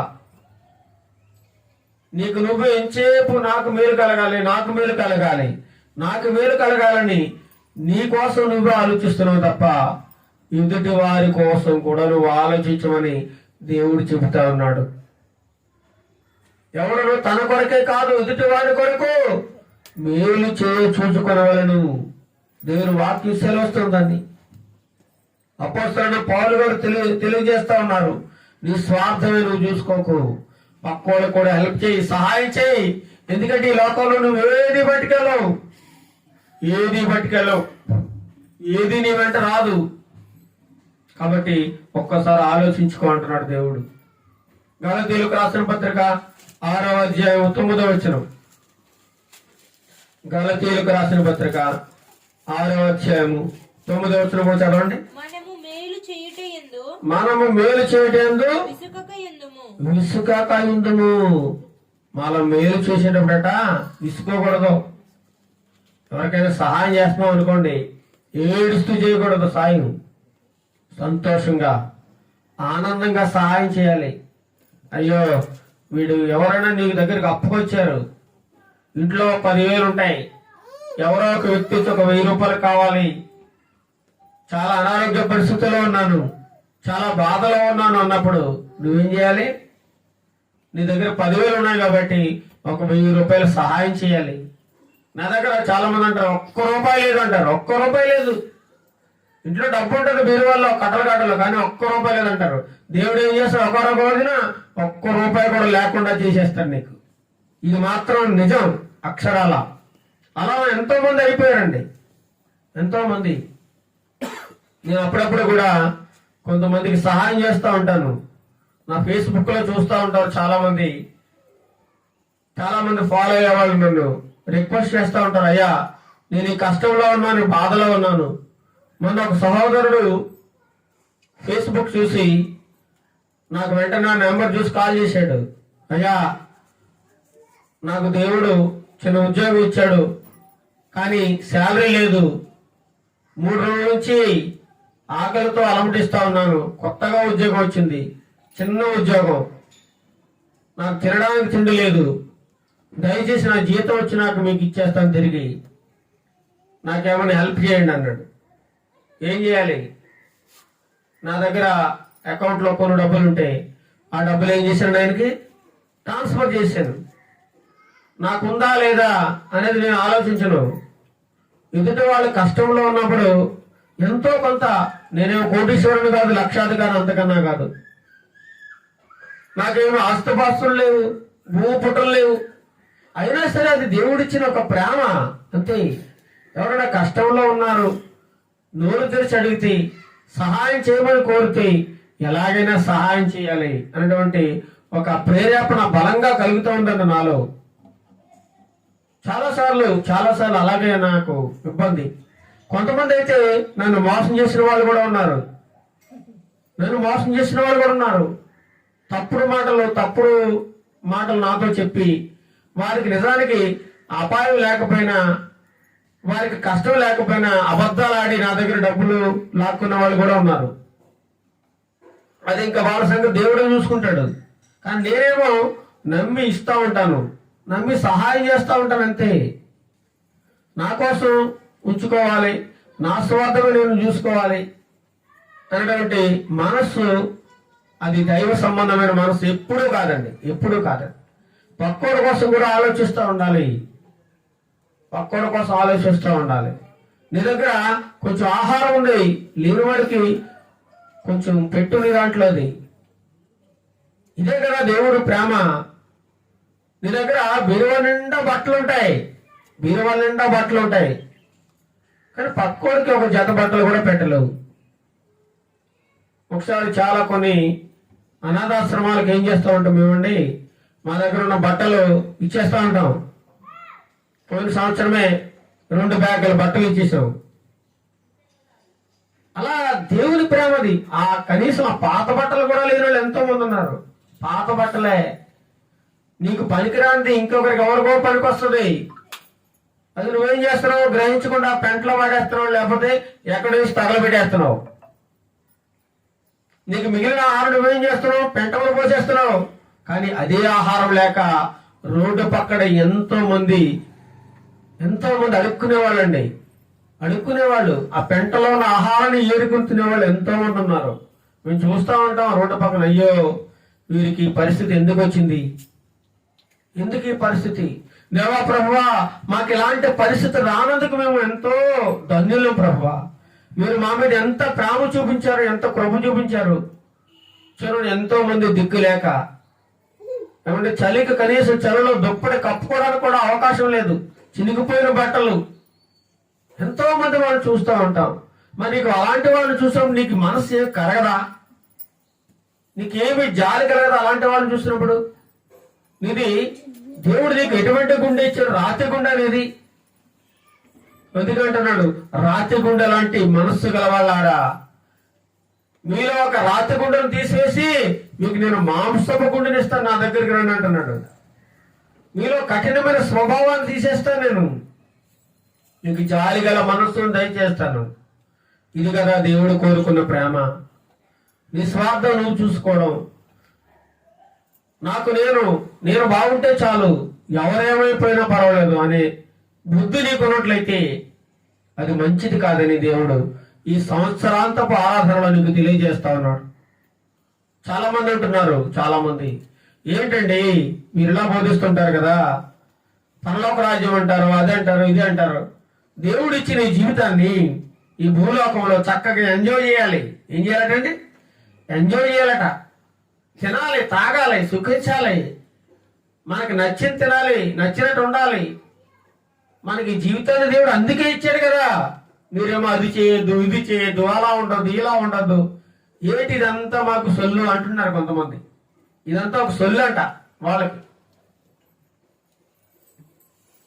నేను చెబుతూ ఉన్నాను, నా ఇష్టం వచ్చినట్లు బతుకుతాను, నా ఇష్టం వచ్చినట్లు ఉంటాను, నాకు ఎవరు చెప్పొద్దు, నేను ఎవరి మాట వినను, నా దారి రహదారి, నా రూటే సెపరేటు, నాకు నచ్చినట్లే నేను బతుకుతాను, ఎవరిని నేను పట్టించుకోను అని నువ్వు అనుకుంటూ అలా బతుకుతూ ఉంటే, నీ దారి రహదారిని నువ్వు అనుకుంటూ ఉంటే, నువ్వు నడిచే దారే నీకు సరైనదని నువ్వు అనుకుంటూ ఉంటే, అలా నడుస్తూ ఎక్కడికి వెళ్ళిపోతావు తెలుసా? నీకు ఏమాత్రం అడ్డదుపు లేకుండా డైరెక్ట్ గా నరకానికి వెళ్ళిపోతావు. ఇంక నీకేముండదు. ఇక నీ దారి రహదారి కదా, నీ రూటే సెపరేట్. అందుకని డైరెక్ట్ గా ఆ నరకం అనే ద్వారపు తలుపులు తెరుచుకుని ఉంటాయి నీకోసం. చక్కగా వెళ్ళి అందులో పడిపోతావు అనమాట. నిన్ను ఎవడో కాపాడేవాడు కూడా ఉండడు. దేవుడు కూడా నిన్ను అడగడు ఇంకా. ఎందుకంటే దేవుడు నీకు ఎన్నోసార్లు చెప్పాడు. దేవుని వాక్యం ద్వారా దేవుని భక్తులు ఈ లోకంలో ఎంతో మంది, కొన్ని లక్షల మంది దైవజనులు ఉన్నారు ఈ ప్రపంచంలో. వాళ్ళందరూ నిత్యం బోధన చేస్తా ఉన్నారు. ఈ మాటలు వింటా ఉన్నావు. ఏం చేస్తున్నావు? వాళ్ళు ఏదో సొల్లు చెప్తారు, వాళ్ళు అదే చెప్తారు. వాళ్ళు ఎంతసేపును వాడి మాటలు మనకెందుకు లేదు నువ్వు అనుకుంటున్నావేమో. ఈ మాట నిన్ను బతికించేది, నిత్య నాశనాన్ని నుంచి, నరకాన్ని నుంచి నిన్ను కాపాడేది ఈ మాటే. వేరొక దారి లేదు. నీ ఇష్టం వచ్చినట్లు నడిస్తే నిన్ను ఎవడొద్దన్నాడు? నీ ఇష్టం వచ్చినట్లు ప్రవర్తిస్తానంటావా? ప్రవర్తించు. నేను ఎవడొద్దన్నాడు? నేను ఎవడో అడ్డురాడు కదా. నీ ఇష్టం కదా. నీ దారి రహదారి, నీ రూటే సపరేటు. కాబట్టి నీ రూటుని ఎవడో కాదన్నాడు. నీ ఇష్టం వచ్చినట్టు జరుగు, నీ ఇష్టం వచ్చినట్టు తిరుగు, నీ ఇష్టం వచ్చినట్టు ఎంజాయ్ చేయి. అది కుటుంబంలో ఉన్నవారైనా, బంధువులైనా, బయట వ్యక్తులైనా, ఎవరైనా సరే నీ ఇష్టం వచ్చినట్లు బతుకుతానంటావా? బ్రతుకు. నేను ఎవడో కాదనడు. కానీ నీ చివరి గమ్యం ఎలా ఉంటుందో ఒక్కసారి ఆలోచించుకో. నీ బతుకుల్లో ఒక రోజంటూ వస్తుంది. అయ్యో, కొమ్ములు ఏడ్చే రోజు అది. కొమ్ములు ఏడుస్తావు ఆ రోజు. అయ్యో, నేను ఎందుకు ఆ రోజు మాట వినలేదు, అయ్యో ఆ దైవజనుడు దైవ సేవకుడు చెప్పిన మాట నేను ఎందుకు తోసివేశానని నెత్తి నోరు బాదుకుని ఏడ్చే రోజు ఒకటి వస్తుంది. ఆ రోజు నీ జీవితంలో రాకూడదని నేను ప్రార్థన చేస్తా ఉన్నాను. కానీ ఆ రోజు నా జీవితంలో రావాలి. అందుకే నా ఇష్టం వచ్చినట్టు తిరుగుతానంటావా? తిరుగు, నీ ఇష్టం. నేను ఎవడో కాదనడం. అందుకే మనం మేలు చేయడంలో కూడా విసుక్కోవద్దంటున్నాడు దేవుడు. నీ స్వార్థం నువ్వే చూసుకోకు, నీ పక్కోడు కూడా సహాయంగా ఉండు, సహకారిగా ఉండు అంటున్నాడు. కరోనా సమయంలో కూడా మేము దైవ సేవకులకి సహాయం చేసామండి. ఉన్న దాంట్లోనే పెట్టడం, ఉన్న దాంట్లోనే ఇవ్వడం, ప్రేమించడం. ఇది దేవుడు చూపింది. ఇది నువ్వేం పోగేసుకుని ఏ ఉద్యోగాలు చేసి సంపాదించుకుని మీకు కొన్నేళ్ళ కోసం చెప్పాను. ఆయన కొన్నేళ్ళు భక్తుడు గడిచిన 2-3 వారాల క్రితం ఆయన ఏం చేసేవాడు ఏమండి? ఆయన శతాధిపతి, 100 మంది మీద కమాండర్, అధికారి. తనకు వచ్చే జీతంలో సగాన్ని పేదలకు పంచిపెట్టేసేవాడు, సగం. మరి మీకు వచ్చే జీతంలో కనీసం 100లో 1వ వంతున ఖర్చు పెడుతున్నావు ఎవరికైనా? నీకే సరిపోదు, గుడిగుండవు. ఇంకా జీతం సరిపోక ఇంకా అప్పులు చేస్తూ ఉంటావు లోకంలో. అక్కడ ఇక్కడ ఇంట్లో అందరూ కష్టపడుతూ ఉంటారండి. కొన్ని ఇళ్లలో అన్ని అప్పులే. మరి అందరూ కష్టపడతారు, అందరూ సంపాదిస్తారు, కానీ ఇంటి చుట్టూ అప్పులు తిరుగుతూ ఉంటారు. ఎంత విచారకరం చూడండి. కాబట్టి అలాంటి పరిస్థితి నుండి నిన్ను కాపాడిన దేవుడు. రోమీయులకు రాసిన పత్రిక చివరిగా ముగించుకుందాం. రోమీయులకు రాసిన పత్రిక 12వ అధ్యాయం 2వ వచనం. రోమీయులకు రాసిన పత్రిక 12వ అధ్యాయము. మీరు ఈ లోక మర్యాదను అనుసరింపక. ఇదండి మనకు కావాల్సిన చివరి మాటలు.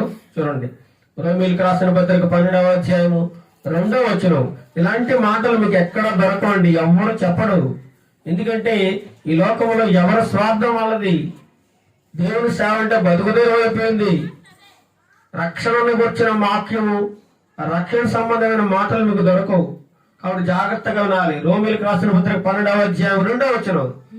మీరు ఈ లోక మర్యాదను అనుసరింపక ఉత్తమమును అనుకూలమును సంపూర్ణమునై ఉన్న దేవుని చిత్తమేదో పరీక్షించి తెలుసుకున్నట్లు మీ మనస్సు మారి నూతన మొగుట వలన రూపాంతరము పొందుడి.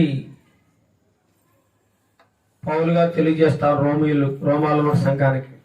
మీరు ఈ లోక మర్యాద అంటే ఏంటి? ఈ లోకంలో మర్యాదలు మనం చూసినట్లయితేనట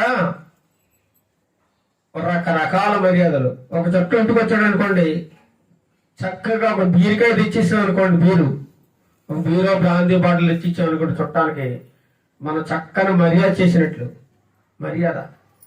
అది మర్యాద అనమాట.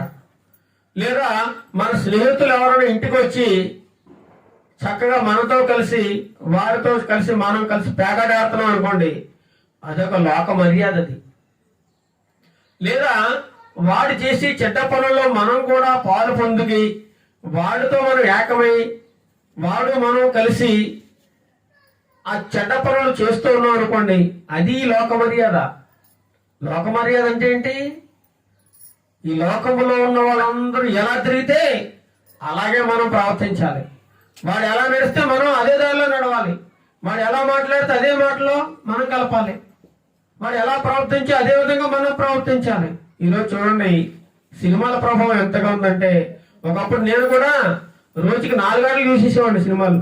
రోజుకు పొద్దున్న వెళ్తే 11 గంటలాట, 2 గంటలాట, 6 గంటలు, 9 గంటలాట కూడా చూసేసేవాడిని ఒక్కోసారి. అంత పిచ్చి సినిమాలు విపరీతంగా చూసేసేవాడిని. డబ్బులు కష్టపడి సంపాదించడం, సినిమాలకి తగలట్టడం, ఆ స్నేహితులతో అల్లరి చిల్లరగా తిరగడం, వాళ్ళకి డబ్బులు ఖర్చు పెట్టడం, ఇలా ఉండేది. కానీ దేవుడు ఏం చేశాడు తెలుసండి? పట్టుకున్నాడు అంతే ఒకనొక రోజున. ఇప్పుడు ఆ సినిమా హాల్ అంటేనే అసహ్యం, ఆ సినిమాలు అంటేనే చిరాకు. అటువైపు కూడా కనీసం ఆ పోస్టర్ వైపు కూడా మనసు అలా చూడడానికి కూడా మనసు అవ్వదు. అంతగా దేవుడు మార్పు కలుగు చేశాడు. మరి మీకెందుకు కలుగు చేయడం లేదో మనకు అర్థం కాదు. ఇంకా ఈ జీవితాన్ని ఇంకా అలా కొనసాగిస్తూ పోతూ ఉంటే మరి చివరికి మన జీవిత గమ్యం ఏమవుతుందో ఒకసారి ఆలోచించండి. ఏమండి, మన జీవిత గమ్యం ఏమవుతుందో ఒకసారి ఆలోచించండి. గత 2022వ సంవత్సరం ఎలా ఉన్నాము, 2023వ సంవత్సరంలో ఈ సంవత్సరం ఎలా ఉన్నాం, 2024వ సంవత్సరం ఎలా ఉండబోతున్నాం, మన జీవితాలు ఎలా ఉంటున్నాయి ఒకసారి మనం ఆలోచించాలి.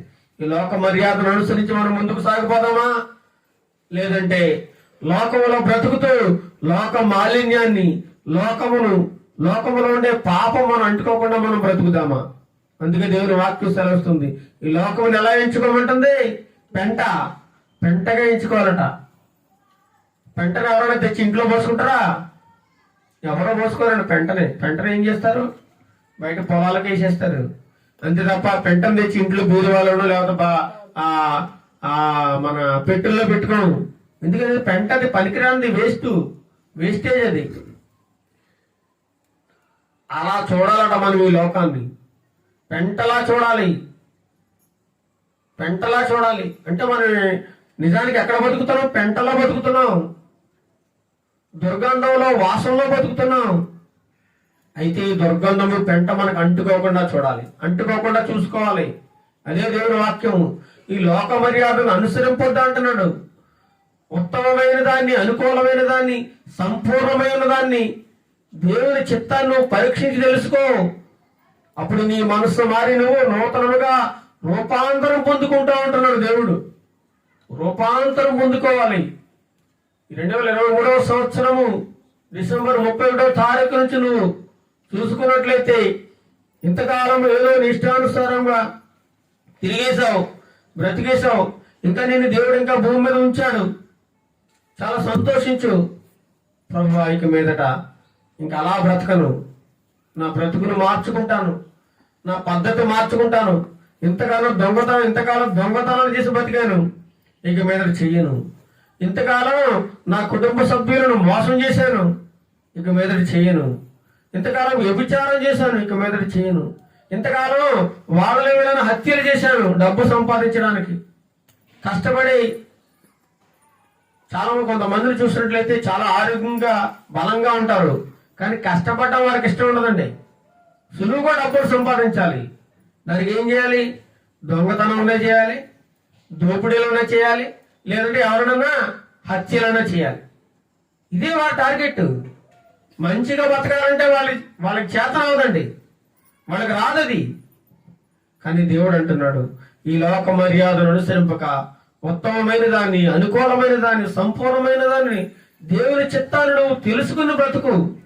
అప్పుడు నీకు నీ మనస్సు మారుతుంది, నీకు మేలు కలుగుతుంది, నీ మనశ్శాంతి కలుగుతుంది, నువ్వు రూపాంతరం చెందుతావని దేవుని వాక్యం సెలవుస్తుంది. చివరి మాట కొలస్సీలకు రాసిన పత్రిక 3వ అధ్యాయము 10వ వచనం. కొలస్సీలకు రాసిన పత్రిక అపోస్తలుడైన పౌలు గారు కొలస్సీలకు రాసిన పత్రిక 3వ అధ్యాయము 10వ వచనం. ఏలయనగా ప్రాచీన స్వభావములు దాని క్రియలతో కూడా మీరు పరిత్యజించి జ్ఞానము కలుగు నిమిత్తము దానిని సృష్టించిన వాని పోలుకు చెప్పున నూతన పరచబడుచున్న నవీన స్వభావమును ధరించుకొని ఉన్నారు. చూడండి, ఏలయనగా పౌలు గారు చెప్తున్నారు, ప్రాచీన స్వభావము అంటే పాతది. ఇంతవరకు పాత జీవితాన్నే నువ్వు జీవించావు. ప్రతి సంవత్సరం ఒక దైవజనుడు అంటున్నాడు, నువ్వు 2022లో ఎలా ఉన్నావో 2023లో అలా ఉండకూడదు. ఒకవేళ 2022లో నువ్వు 50% నువ్వు దేవునికి ఇష్టమైన వ్యక్తిగా ఉన్నావు, ఇంకొక 50% దేవునికి ఇష్టం లేదు నీ జీవితం. ఈ 2023లో ఏం చేయాలి? ఇంకొంత మార్చుకోవాలి. 2024లో ఇంకా మార్చుకోవాలి, పరిపూర్ణంగా మారిపోవాలి. దేవుడు కోరుకుంటున్నాడు. ఏదో నేను ప్రార్థన చేస్తున్నాను, పాటలు పాడుతున్నాను, వాక్యం వింటున్నాను, లేదా వాక్యం బోధించేస్తాను, పర్లాపం దొరికేస్తుంది, దేవుడు తీసుకెళ్ళిపోతాడు, లేదా మా అయ్యగారు నన్ను పట్టుకుపోతారు, దేవుని పర్లాపు రాజు అయినా చూసుకుంటాడు, నేను కానుకిస్తున్నాను కదా, దశంభాగాలు ఇస్తున్నాను కదా, నా కోసం ప్రార్థన చేస్తాడు, సరిపోతలే అని నువ్వు అనుకుంటే నీ పని ఏమైపోతుందండి? నీ పని నీకు ఆ గమ్యస్థానం నీకు దొరకదు. ఆ పరలోక రాజ్యాన్ని పోగొట్టుకుంటావు. ఎందుకంటే నీ పాత జీవితాన్ని సమాధి చేసేయాలి, సమాధి కట్టేయాలి. దానికి పాత జీవితాన్ని అంతా ఏం చేయాలండి? సమాధి కట్టేసేయాలి.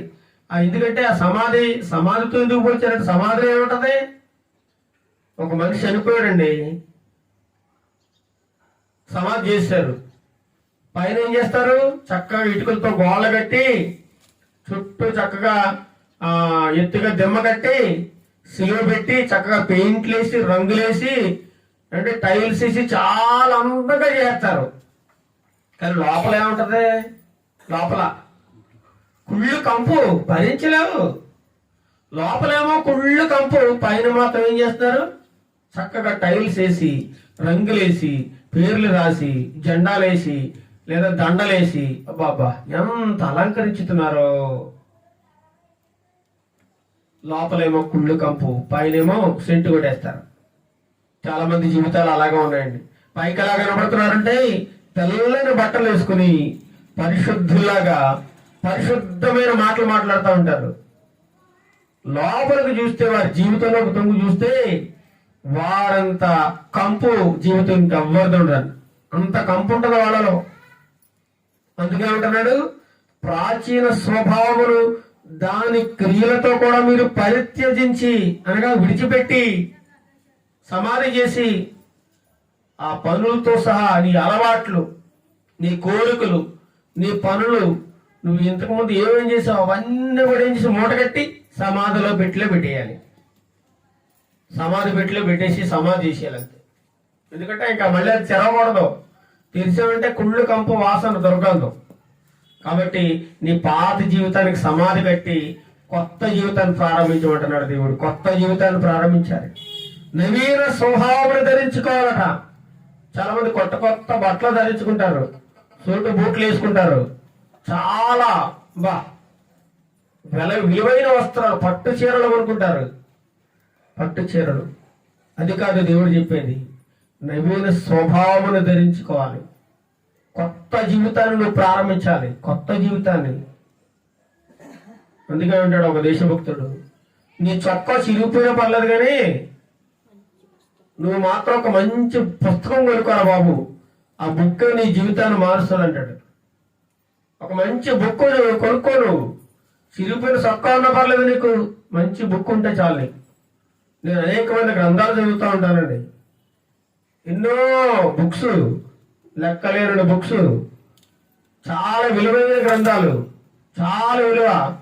నేను సంపాదించే డబ్బుల్లో చాలా డబ్బులు పుస్తకాలకు తగలేస్తూ ఉంటాను. పుస్తకాలకు ఎందుకంటే చదవడం నాకు చాలా ఇష్టం. గ్రంథాలు చదవడం, వాటి మీద విశ్లేషణ చేయడం, తెలుసుకోవడం. ఏమండి, ప్రపంచంలో ఏం జరుగుతుందో ప్రపంచ జ్ఞానాన్ని తెలుసుకోవాలి. అదేవిధంగా దైవ జ్ఞానాన్ని కూడా తెలుసుకోవాలి. మనుషులతో ఎలా మాట్లాడాలి, ఎలా ప్రవర్తించాలి, ఎలా జీవించాలి, ఇవన్నీ ఎలా వస్తాయండి? ఎవరో మనకు చెప్పడం, ఎవరో నేర్పిస్తే వచ్చేది కాదు. అది చదవాలి. ఎంతో మంది వాటి ప్రకారంగా జీవించి కొన్ని గ్రంథాలు రాశారండి. అవి చదువుతున్నప్పుడు ఆ ప్రభావం మన మీద పడుతుంది. ఆటోమేటిక్గా మన మనసు మారిపోతుంది. చివరికి ఒక మాట చెప్పి ముగించేస్తాను. ఒక జైలు ఉందండి. జైలు ఆ జైలుకి ఒక ఖైదీ వచ్చాడు. బయట ఎన్నో హత్యలు, మానభంగాలు, దొంగతనాలు, ఎన్నో దుర్మార్గమైన పనులు చేశాడు. పోలీసు వారికి దొరికాడు. తీసుకెళ్ళి ఏం చేశారు? జైల్లో పెట్టేశారు. జైల్లో పెట్టేసి యావజ్జీవ కారాగార శిక్ష చేసి వాడిని జీవితాంతం ఒక చీకటి కొట్లో పెట్టేశారట. ఎక్కడ పెట్టేశారండి? చీకటి కొట్లో పెట్టేశారు వాడికి. ఇంకా బయట వెలుగునేదే వాడికి ఉండదు. వాడి రూములో చీకటి అంతా, లైటింగ్ కూడా ఏముండదు, కిటికీలు కూడా ఉండవు. అంత చీకటి ప్రదేశంలో జీవిస్తా ఉన్నాడు. వెలుగనేదే లేదు. అలా సంవత్సరాలు గతించిపోతా ఉన్నాయి. ఆ చీకటికి అలవాటు అయిపోయాడుక. వెలుగుని చూడలేదు అతను. చాలా కాలం మంది చీకటి కొట్లోకి వెళ్ళిపోయి చీకటి కొట్లో బంధించేశారు జైలు అధికారులు. అతను చేస్తున్నాడు అంటే భయంకరమైన పనులు, అలాంటి ఎన్నో నేరాలు చేశాడు, లెక్కలేనని నేరాలు. అందుచేతనే వాడిని ఆ చీకటి కొట్లో బంధించేసి బయట వెలుగు అనేది కనబడకుండా చేశారని. అతను కేవలం ఒక గాలి మాత్రమే, గాలి శ్వాస పీల్చుకోవడానికి గాలి తప్ప వెలుగు అనేది లేదు, కరెంటు లేదు, ఫ్యాన్ లేదు, ఏమీ లేదు. భయంకరమైన జీవితాన్ని అనుభవిస్తా ఉన్నాడు. ఈలోగా ఆ జైలుకి ఒక వ్యక్తి వస్తూ ఉండేవాడు. జైలు యొక్క అధికారుల పర్మిషన్ తీసుకుని, నేను జైల్లో ఉన్న ఖైదీలతో కొంత మాట్లాడతానండి, కొన్ని ఇంటర్వ్యూలు తీసుకుంటాను నేను, వాళ్ళు ఏ విధంగా ఈ శిక్షలు అనుభవిస్తున్నారు, వాళ్ళు ఏ నేరాలు చేశారు, ఒకవేళ వారు మంచి మనుషులుగా మారడానికి నా వంతు సహాయం నేను చేస్తాను, కృషి చేస్తానని చెప్పినప్పుడు జైలు అధికారులు పర్మిషన్ ఇచ్చారనమాట. అయితే ఎంతో కాలంగా ఆ చీకటి కొట్టులా ఉంటున్నాడు. ఆయన చీకటి కొట్టులా ఉంటున్నాడు. అతన్ని ఒక్కసారి వెలుగులోకి తీసుకొచ్చారట. ఏం చేశారండి? వెలుగులోకి తీసుకొచ్చి అడిగారండి, అయ్యా నువ్వు ఎంతో కాలంగా చీకటి కొట్టులో ఉంటున్నావు, నీ బ్రతుకు మారిందనుకుంటాను, చాలా శిక్ష అనుభవించావు కదా, ఇక బయట జీవితంలో బయట ప్రపంచంలోకి నీ యొక్క మంచి ప్రవర్తనను బట్టి నేను విడుదల చేయాలనుకుంటున్నారు అని చెప్పి బయటకు తీసుకొచ్చారట. బయటకు తీసుకురాగానే ఎంతో కాలం, కొన్ని సంవత్సరాలు అయిపోయింది వెలుగును చూసి, బయట యొక్క వెలుగును చూసి ఒక్కసారిగా అతని కళ్ళంతా అదొకలా బయలు గమ్మేసాట. బయట వెలుగును చూడలేకపోతున్నాడు, తట్టుకోలేకపోతున్నాడు. చీకటి జీవితం అలవాటైపోయింది అతనికి. చీకటి జీవితం అలవాటైపోయి ఆ కొట్లో ఉండిపోయి బయటికి తీసుకొచ్చినా సరే ఉండలేక, తట్టుకోలేక, అయ్యా నేను బయటికి రాలేను, ఈ బయట ప్రపంచాన్ని నేను చూడలేను, దయచేసి నన్ను మళ్ళీ చీకటి కొట్లేగా పంపించేయండి. ఏమన్నాడు? చీకటి కొట్లేగా పంపించండి అన్నాడు. లేదయ్యా, ఎంతో కాలంగా నువ్వు శిక్ష అనిపిస్తున్నావు కదా, నువ్వు మార్పు చెందావు అనుకుని నేను బయటికి విడిచిపెడుతున్నావు అంటే, లేదు నేను బయటికి వెళ్తే నేను బతకలేను, మళ్ళీ నన్ను చీకటి కొట్లోనే పెట్టేయండి అంటున్నాడు ఆ ఖైదీ. అలా ఈనాడు కూడా ఎంతో మంది పాపానికి దాసులైపోయి, పాపానికి అలవాటైపోయి, ఆ పాపం నుంచి బయట పడమంటే అబ్బాయి మాకు కుదరదండి, అది మా వల్ల కాదండి, మేము అలా బయట పడలేము, ఎందుకంటే మాకు ఎన్నో సంవత్సరాలుగా అలవాటైపోయింది ఇది జీవితం, ఎంతో కాలంగా మాకు తాగుడంటే అలవాటు, చచ్చి దాకా తాగుతాం, మానలేము, అది మానలేమండి, చచ్చి వరకు తాగుతాం, దొంగతనంలో చచ్చి వరకు చేస్తాం, సిగరెట్లో చచ్చి వరకు తాగుతాం, వ్యభిచారం చచ్చి వరకు చేస్తూనే ఉంటాం, ఇంకా అలాగే ఉంటాం తప్ప మేము మాత్రం మారలేమని అంటున్నారు ఈనాడు. ఆ చీకటి కొట్లో ఉన్న ఖైదీలాగా తయారయ్యారు చాలా మంది. ఇంకో ఖైదీ ఉన్నాడు, ఎన్నో దొంగతనాలు, ఎన్నో హత్యలు చేశాడు అతను. అయితే అతను ఆ జైల్లో ఒక లైబ్రరీ ఉంటుందండి, అనేక రకాల గ్రంథాలు, పుస్తకాలు అందులో పెడతారు, వీడి చేత పనులు చేపిస్తూ ఉంటారు. అదే రకాలుగా అదే సమయంలో ఎవరికి నచ్చిన పుస్తకం వాళ్ళు తీసుకుని చదువుకునే అవకాశం కూడా ఉంటుంది వాళ్ళకి. అయితే ఎన్నో హత్యలు, దొంగతనాలు, మానభంగాలు చేసిన వ్యక్తి ఒకరోజు ఆ లైబ్రరీకి వెళ్ళాడట. లైబ్రరీకి వెళ్తే అందులో ఒక పుస్తకం కనబడింది. ఒక పుస్తకం నల్లట్టేసి ఉంది. ఏమండి? ఆ నల్లట్టేసి ఉన్న పుస్తకం అదేంటో కూడా అతనికి తెలియదు. ఆ పుస్తకాన్ని తెచ్చుకొని ఓపెన్ చేసి మొదటి నుంచి చదవడం మొదలెట్టాడు. చదవగా ఆ చదువుతుంటే తనకి కళ్ళ నీళ్లు గారుతా ఉన్నాయి, ఏడుపు వస్తా ఉంది. ఎందుకంటే ఆ పుస్తకం చదువుతుంటే తన జీవితంలో ఎంతో దుఃఖం, పశ్చాత్తాపం కలుగుతూ ఉంది. అతని పాప జీవితం అంతా పుస్తకంలో ఉంది. అతను ఎలాంటి భయంకరమైన నేరాలు చేశాడో, ఎలాంటి హత్యలు చేశాడో, ఎంతమందిని మోసం చేశాడో, అలాంటి మోసం చేసిన వారి గతి ఏమవుతుందో ఆ పుస్తకంలో ఉందండి. మొదటి నుంచి చివరి వరకు చదివేశాడు. ఆ పుస్తకం ఏంటో అతనికి తెలియదు. ఆ పుస్తకం మీద పైన నల్లటి మీద ఒక అక్షరాలు కనబడుతున్నాయి, అది మాత్రమే తెలుసు. అది పరిశుద్ధ గ్రంథం అని ఉందండి దాని మీద. అది బైబిల్ అని కూడా అతనికి తెలియదు. అయితే ఆయన వచ్చి అడిగాడు, అయ్యా ఇంతకు ముందు చూస్తే నువ్వు ఎవరి మాట వినేవాడు కాదు, అసలు పలకరిస్తే కూడా పట్టించుకునేవాడు కాదు, ఏంటి నువ్వు ఇంతలా మారిపోయావు, నిన్ను ఎవరు మార్చారు నిన్ను అని అడిగితే అతను చెప్తున్నాడు దొంగడు, అయ్యా నేను ఈ లైబ్రరీలో, జైల్లో ఉన్న లైబ్రరీలో ఒక పుస్తకం ఉందండి, దానికి నల్లట్టేసి ఉంటుంది, దాని మీద పరిశుద్ధ గ్రంథం రాస్తుంది. ఆ పుస్తకాన్ని మొదటి నుండి చివరి వరకు చదివానండి. చివరి వరకు చదివితే నేను ఎంత దుర్మార్గున్నో నాకు అర్థమైందండి. అందుచేతనే నా జీవితాన్ని మార్చుకున్నానండి. సరే, నీ జీవితాన్ని మార్చుకున్నావు, మరి బయటకు వెళ్తే నువ్వేం చేస్తావు అని అడిగారు. అయితే నాలాంటి దుర్మార్గులని, దొంగలని, ద్రోహుల్ని, హంతకుల్ని నేను బయటికి వెళ్తే నాకు జైలు వారు నాకు విడుదల కలిగిస్తే అలాంటి వాళ్ళందరిని కూడా మార్చుతానండి. ఈ పుస్తకం నన్ను మార్చిందండి. నేను కూడా అనేక మందిని ఈ పుస్తకాన్ని పంచి మారుస్తానండి అన్నాడు. అదండి మార్పు గల హృదయం. మార్పు కావాలి. సంవత్సరాలు పోతూనే ఉన్నాయి, గతించిపోతూనే ఉన్నాయి. మార్పు లేని జీవితాలుగా ఉంటే మనం ముందుకు కొనసాగలేము. కాబట్టి దేవుడు మనకి ఈ సంవత్సరం అంతా ఎన్నో మేలు చేశాడు. ఆ మేలును బట్టి మనం ఆయన జ్ఞాపకం చేసుకుంటూ, గుర్తు చేసుకుంటూ, ఆయనకు కృతజ్ఞత కలిగి జీవిస్తూ ఈ 2023వ సంవత్సరం చివరి రోజుని పరిశుద్ధంగా భయభక్తులతో మనమందరము గడిపి కొన్ని గంటలలో మనకి 2024 అనేటువంటి సంవత్సరం వస్తుంది. కాబట్టి ఈ కొన్ని గంటలను కూడా వృధా చేయకుండా దేవుని యందు భక్తితోను, భయముతోను, శ్రద్ధతోను వాక్యాన్ని చదువుతూ, వాక్యంలో ఎదుగుతూ, వాక్యాన్ని వింటూ, వాక్యాన్ని అర్థం చేసుకుంటూ ఆయనలో కొనసాగినట్లయితే 2024వ సంవత్సరాన్ని దేవుడు మనందరికీ ఒక ఆశీర్వాద సంవత్సరంగా మార్చబోతున్నాడు. ఆశీర్వాద సంవత్సరం. నీ జీవితంలో గొప్ప ఆశీర్వాదం నువ్వు చూస్తావు, గొప్ప వెలుగును నువ్వు చూస్తావు, గొప్ప రక్షణ నువ్వు చూస్తావు. అటువంటి కృపను దేవుడు మనందరికీ దయచేయుగాక.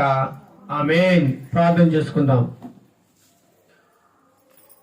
మహాగణుడు, మహోన్నతుడైన మా ప్రియ పరలోకపు తండ్రి, నీకు పరిశుద్ధమైన నామానికి వందనాలు, స్తోత్రాలు చెల్లిస్తున్నాం నాయన. ఈ దినము నాయన మీరు ఏర్పాటు చేసిన దినము ప్రభా, 2023వ సంవత్సరం డిసెంబర్ నెల 31వ తారీఖు నాయన మా జీవితంలో చివరి ఆదివారం ప్రభా.